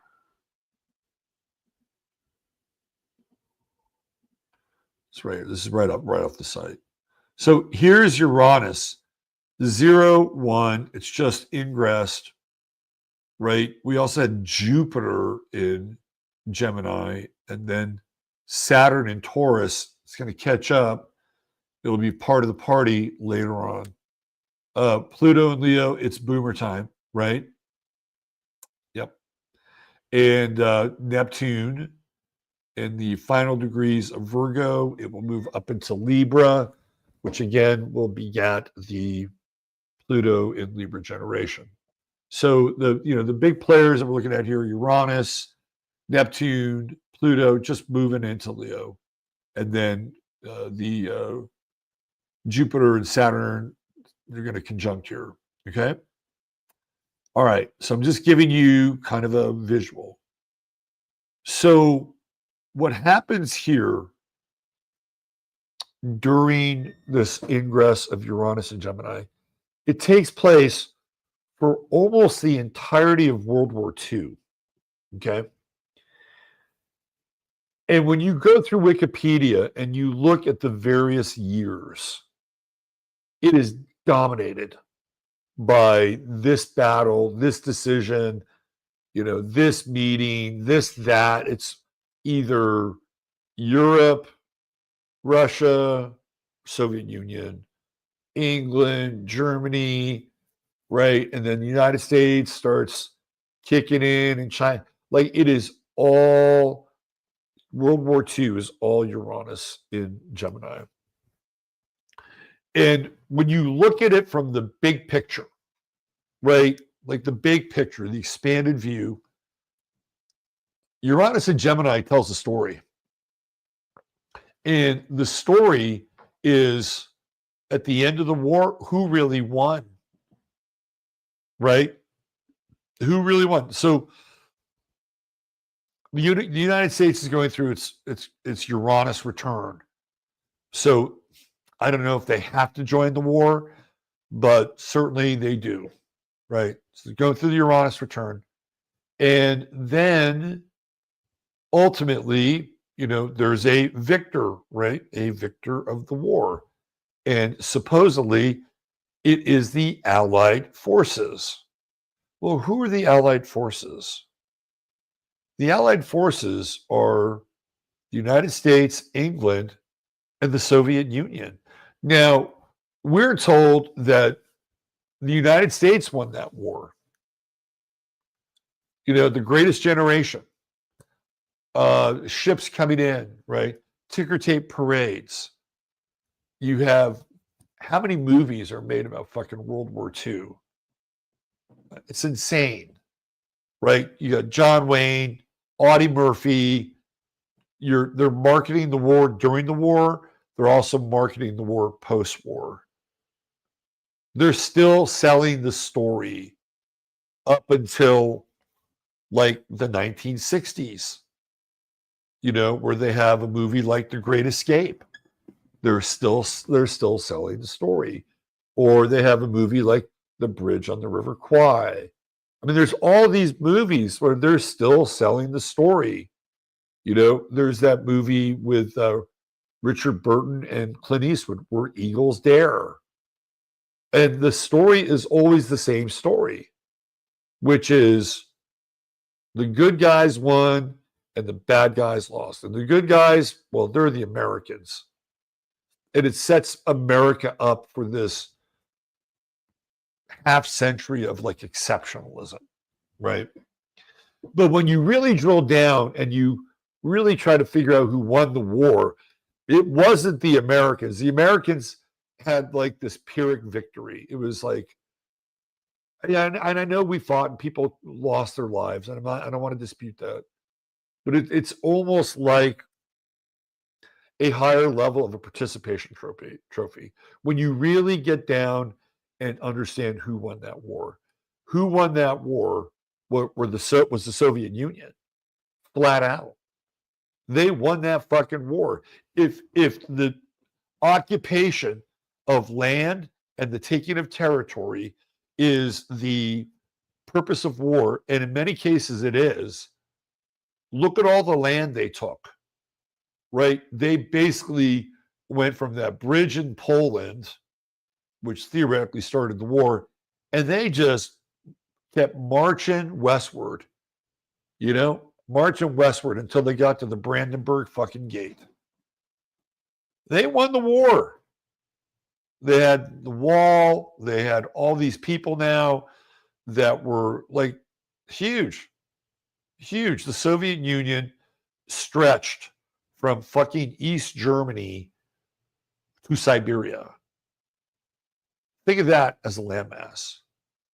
And then I would say that communism as an ideology prevails even over capitalism. Capitalism has a good ideology. You want to come to America, experience the American dream, but it doesn't export as well as communism. because as we move through that period of time, Europe starts this decolonization process, right? And who's there to pick up the gauntlets for decolonization? It's the Chinese or the Russians in almost every instance. And you can see the spread of the ideology to Cuba, parts of Latin America, right? Like, where was this great kind of uproar and sort of upsell on capitalism around the world? It wasn't happening. The only place that it was really happening was the United States and the re-energized countries and economies of Germany and Japan through the Marshall Plan. And if you wanted capitalism, you weren't going to wait for it to come to, I don't know, Egypt, right? Or you weren't going to wait for it to come to even France or even England. Like, these are countries that really struggle in the post-war environment. So where are you going to go experience capitalism? You're just going to come to the United States. It doesn't export as well as communism. Communism exports really well because it seduces people who have been at the bottom of the class system and are in this process of decolonization, and they want to have self-rule. Well, in order to have self-rule, you have to have money and resources. And the Soviet Union and the Chinese knew this. So they backed a lot of these emergent governments. So who won the war in World War II? And I'm not even dropping into, Israel in 1948, the nation state. I will, but not yet. So there are winners of that war, but they're not the winners that are normally talked about. That's Uranus and Gemini, right? It's flipping, in retrospect, it's flipping the historical narrative of World War II. But there were things going on at that time outside of the war that are very interesting and very Uranus and Gemini like. And I'm not going to go through like a bunch of years. I'm going to take us up to like 1944. So 3 years in, and maybe next week we could do a few more of these and then go back another 84 years prior to that, which we'll do. But I'm just going to go over some of these things that come out during Uranus in Gemini. This is really interesting. In 1941, the word teenager is first recorded in print as a singular conjoined noun. And it was in the Popular Science magazine. And prior to that, the word teenager had been used in a few situations, I think in literary circles, whatever, right? Or kind of basic research. But putting the two together, teenager, now that was a first. And I thought, this is really interesting. Really, really interesting that rebellion, right? Rebellion. This is very, very Uranian in this idea of the teenager. And we have this connection with teenagers being rebellious, right? And then I suppose the other side of that would be young adult. Like, why wouldn't you call them young adults instead of teenager? It's an interesting sort of exploration of the lexicon, right? Okay, so 1993, a guy by the name of Dr. Michael Platt. I've never heard of this man before. In issue number 2 of Practical Homeschooling, I guess that was a magazine, in a 1993 article, he wrote something called The Myth of the Teenager, that he thought of the term as a label that encourages young people to shun responsibility and delay their entry into adulthood. I don't think he's wrong. I don't think he's wrong. If we substituted teenager or teen with young adult, and young people kept hearing young adult over and over again, I think it would be a very interesting practice in language and learning. Right? Teenager comes out 1941, first ingress. Now, it does go retrograde, just like now, but it's the first ingress. Now, something perhaps a great deal more controversial comes out in 1941 as well. The date is 9/11, an interesting day. Charles Lindbergh delivers his Des Moines speech at an America First committee. Now, isn't that interesting? Isn't that interesting? What have we been talking about? America First, America First, America First. Has America been put in first position? No. It feels like, hell, after this thing with Iran and Israel, it's like America third. Throw Ukraine in, it's America fourth. But it's supposed to be America first. Well, there was an America First committee rally. This is in Des Moines on 9/11, 1941. Iowa. Charles Lindbergh accuses the British, the Jewish, and the Roosevelt administration of leading the United States toward war. He wasn't wrong. We weren't in the war at that point. Widespread condemnation of Lindbergh follows. That, my friends, is a Uranus and Gemini moment, right? And the press, they were hot. They wanted to get after him. This also takes place on the same day, the very same day that Charles Lindbergh comes out and gives this very controversial speech for America First, by the way. The construction of the Pentagon begins in Washington, D.C. on 9/11, 1941. Isn't that interesting? Very, very interesting. Okay, so moving ahead, December 4th, the state of Jefferson is declared in Wairika, California, with a judge, John Childs, as governor. Now, we know our good friend Ben Balderson. That's where he is. He's in the state of Jefferson. And you got a group of people up there in the upper strip of Northern California, lower strip of Southern Oregon, and reaching into Western Idaho, right? And I'm wondering, again, with this Uranus ingress, if we're going to start to look at not just the state of Jefferson, but some of these other states that are like, hey, we don't want any part of what's going on here, which gets us back into Neptune and Aries and the Civil War stuff. That is interesting, right? Like the split. It's like splitting off.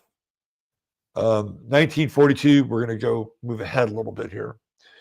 Now we're getting into the more Uranian, Aquarian sort of interpretation here. So May 15th, World War II, the United States passed a bill creating the Women's Auxiliary Army Corps, also known as the WACS.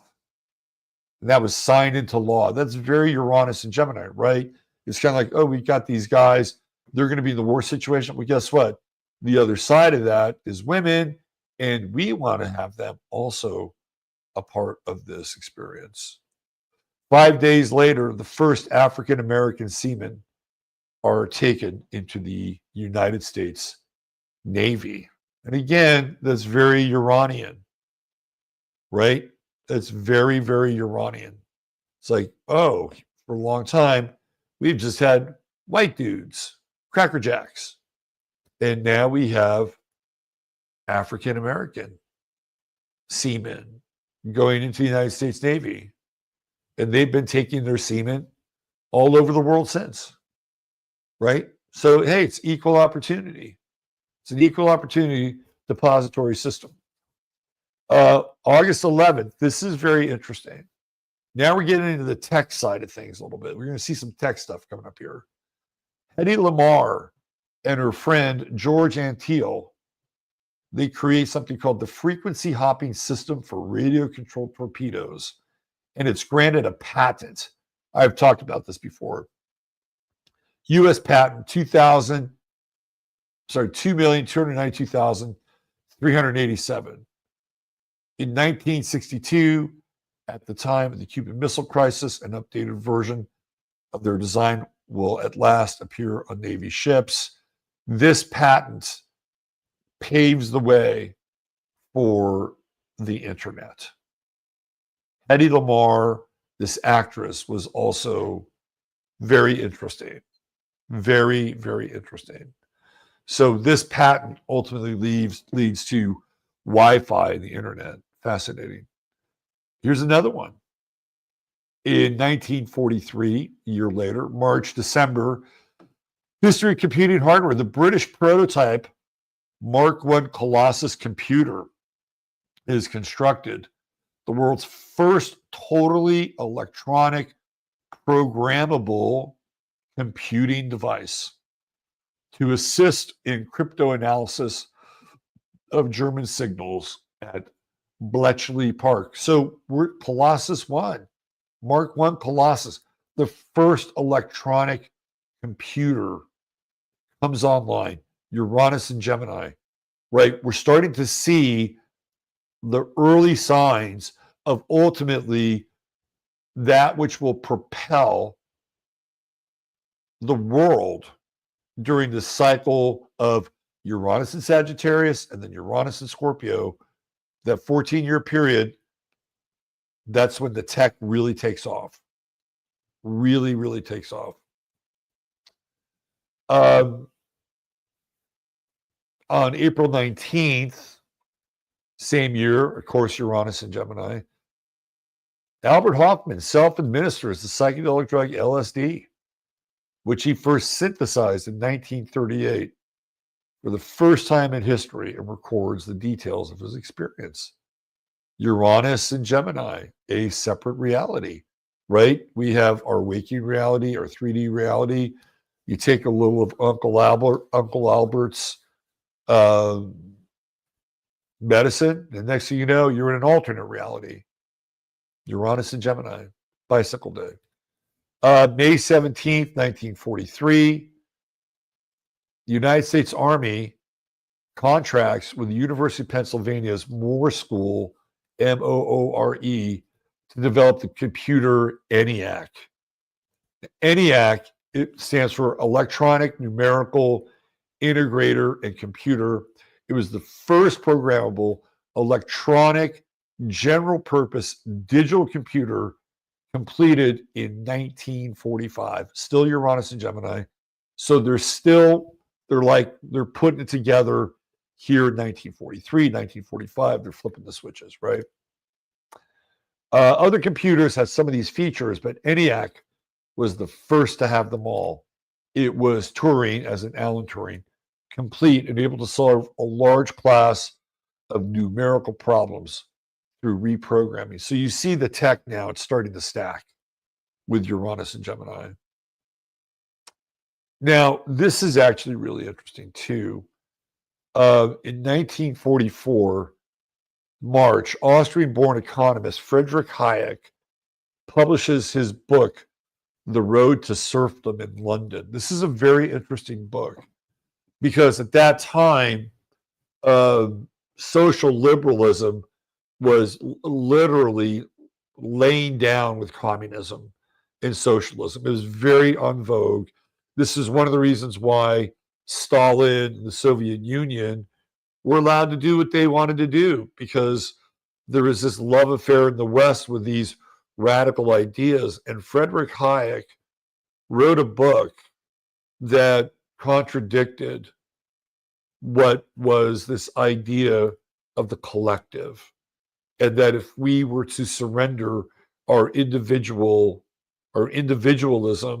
and our ability to map out our own lives based on whatever you want to put in there, right? Like work ethic, capitalist, economy, ideological structures. He's sort of putting together the first pieces of libertarianism, right?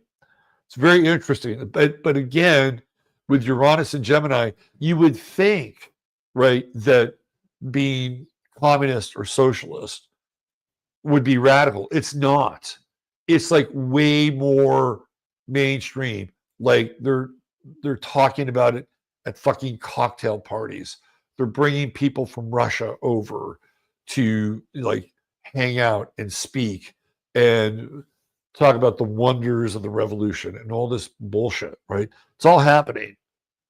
And this guy Hayek writes a book that winds up ruffling a lot of feathers, and it's much more radical and Uranian than you think, because again, the intellectual landscape was just really tied to socialism and communism. So this book it's like dropping a bomb. Really interesting. Again, Uranus and Gemini. And then on June 3rd, 1944, Hans Asperger publishes his paper on Asperger syndrome. So again, Uranus and Gemini, right? It's sort of like the divergent gene, you know, something that kind of slides off, and then we have people that are theoretically going to be on the spectrum. It's like we have a human functioning, and then we have this other human who looks like a human and functions differently, which is very Uranus and Gemini. So the war really takes up a lot of this Uranus and Gemini gravy. But when we look at it from, hold on. When we look at it from this perspective of not what was happening during the war, but after the fact, and when you see who theoretically won in the narrative, oh, that's some Uranus and Gemini shit. The people who won the war weren't the ones who really won the war. But now with Uranus coming back in Gemini, I think we're going to start picking up on some of those threads. We're going to start to pick up on some of those threads. And it's going to be very interesting for these conversations. All right. So a couple more things I want to do before we get out of here tonight. Maybe just one thing. I just want to do one thing. So when I was on Twitter a couple days ago, some of you follow me over on Twitter. But if you haven't, then I'm going to show you something that I put together, which I think is, God, thank you. All right, where am I? Chris, I got to get Chris Knowles back on the show.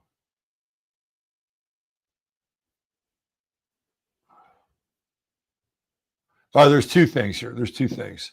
I was pretty active yesterday.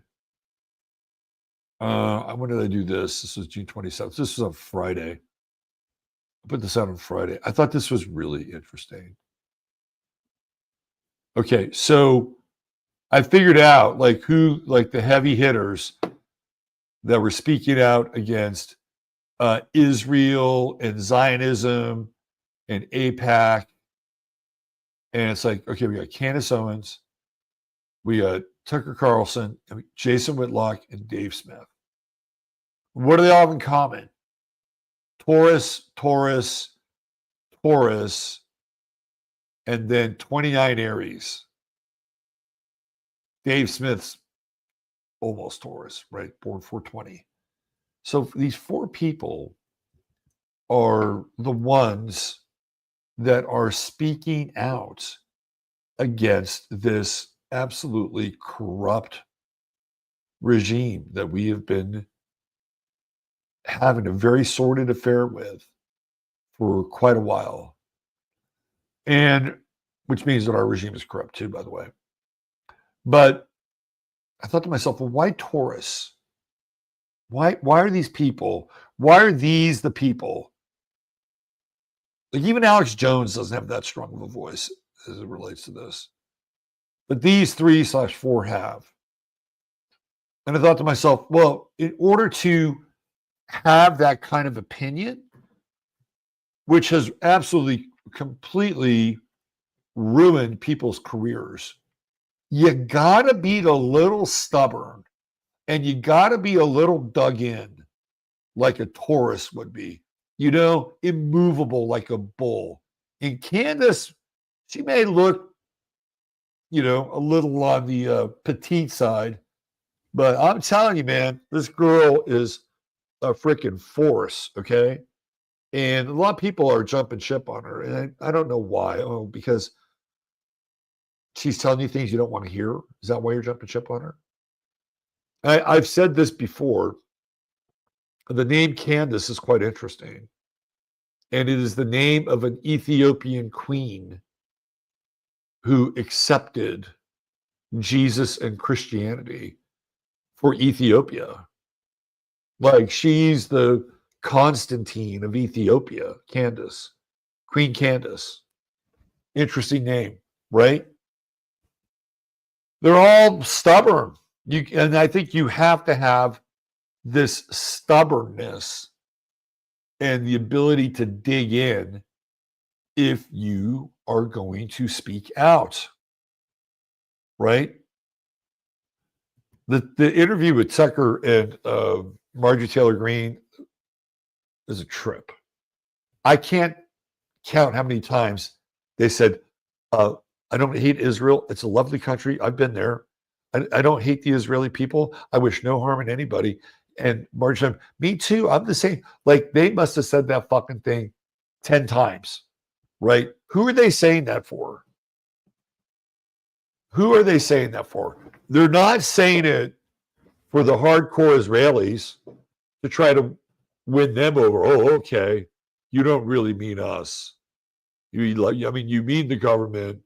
You've been here. Okay, we get it. Yeah, you're good. No. They're not saying that for those people. Those people are going to hate them no matter what they say, right? They are saying that to Americans. That's who they're saying it to. They're saying it to Americans because they want Americans to know that they are not hateful, that they don't wish any harm, and they usually follow it up with some very, very good talking points. So that was interesting. I thought, man, these Tauruses just dig in. Okay.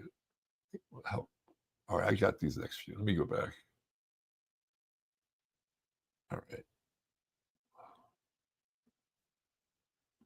Okay, so then this guy, Mark Levin, however you say his name.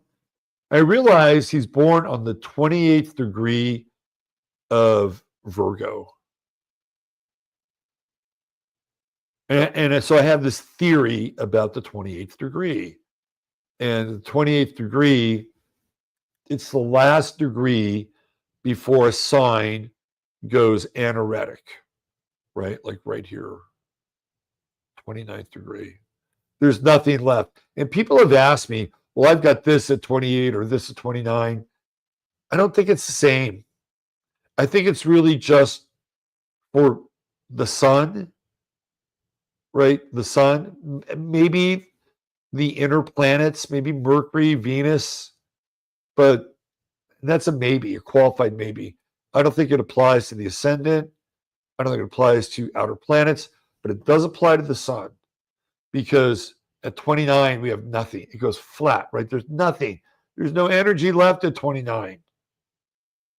And then the next sign over is at the 0 degree. So at 28, I've talked about this for a long time. 28, that degree sun sign is like a supernova. The energy is very hard to control.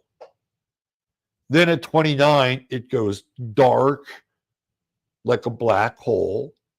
And then at 0, literally a new sign is born, right? Just like theoretically, you have a supernova, it implodes, becomes a black hole, and somewhere on the other side, a new star is born. So the 28th degree in a solar sign is hard to control. And Mark Levin, 28 degrees Virgo. It's like you can't put a leash on this guy. It's like, ceasefire is not my vocabulary. All these things that theoretically he stood for and all the people he supported, they just all go out the window because all he wants is to turn Iran into rubble. That's what he wants. In the 28th degree, it's uncontrolled. He can't help himself. And so these characters can be very, very electric, but they're also very, very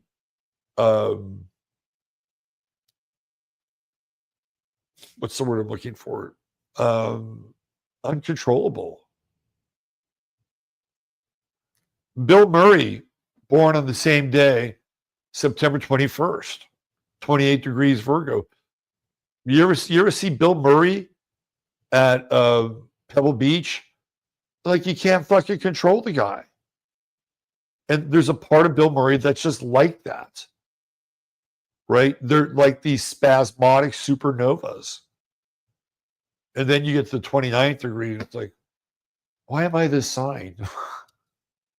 I like this next sign over here better. Why couldn't you just waited? Why couldn't you just waited another 7 hours?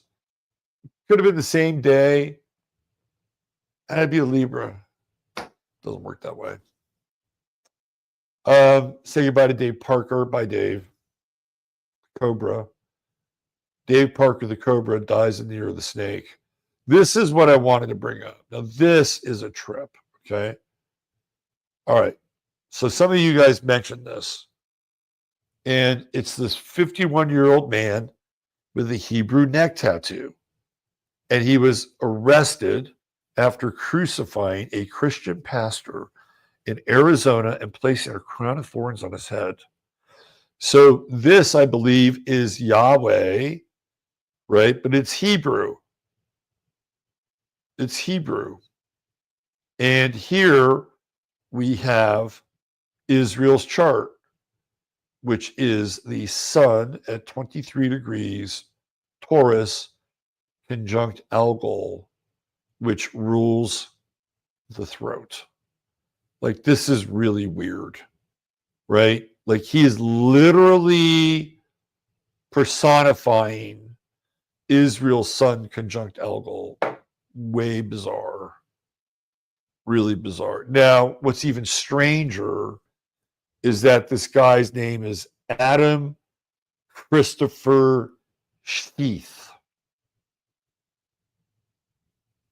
Adam Christopher Sheath. Now, there's a fixed star called Sheet, Scheat,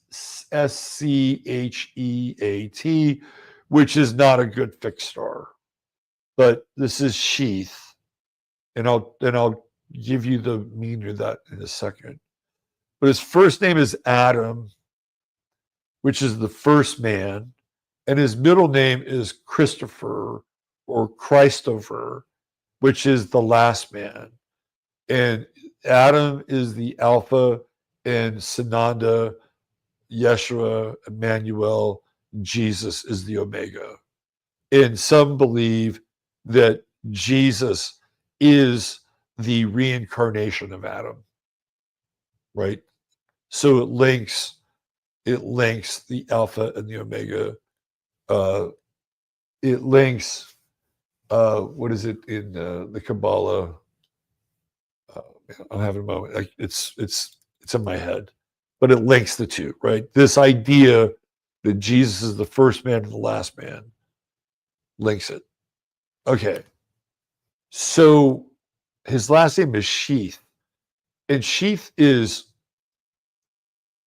a name that was derived from people who would literally cut wheat for an occupation and would bundle them in sheaths, right? That's where the name Sheath comes from.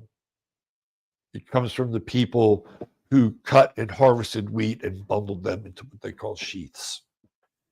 So it's like this guy was like a soul harvester, but he just looks really, really bizarre. And he's just coming off of his Chiron return. And he's decided to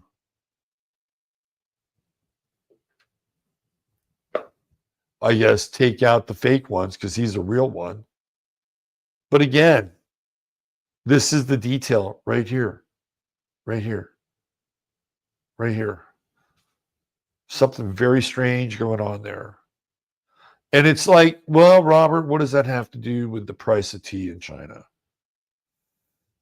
I think sometimes the universe speaks to us in very unusual ways. If you're paying attention, you'll be able to figure a few things out.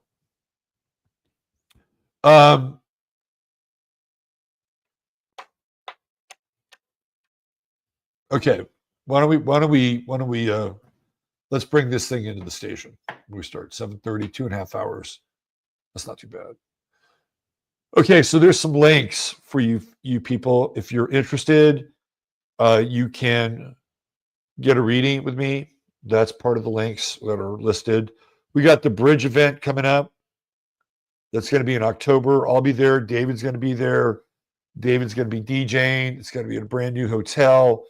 Hopefully, we'll summon the mothership. And if you want to get on it, you'll have to sign a waiver.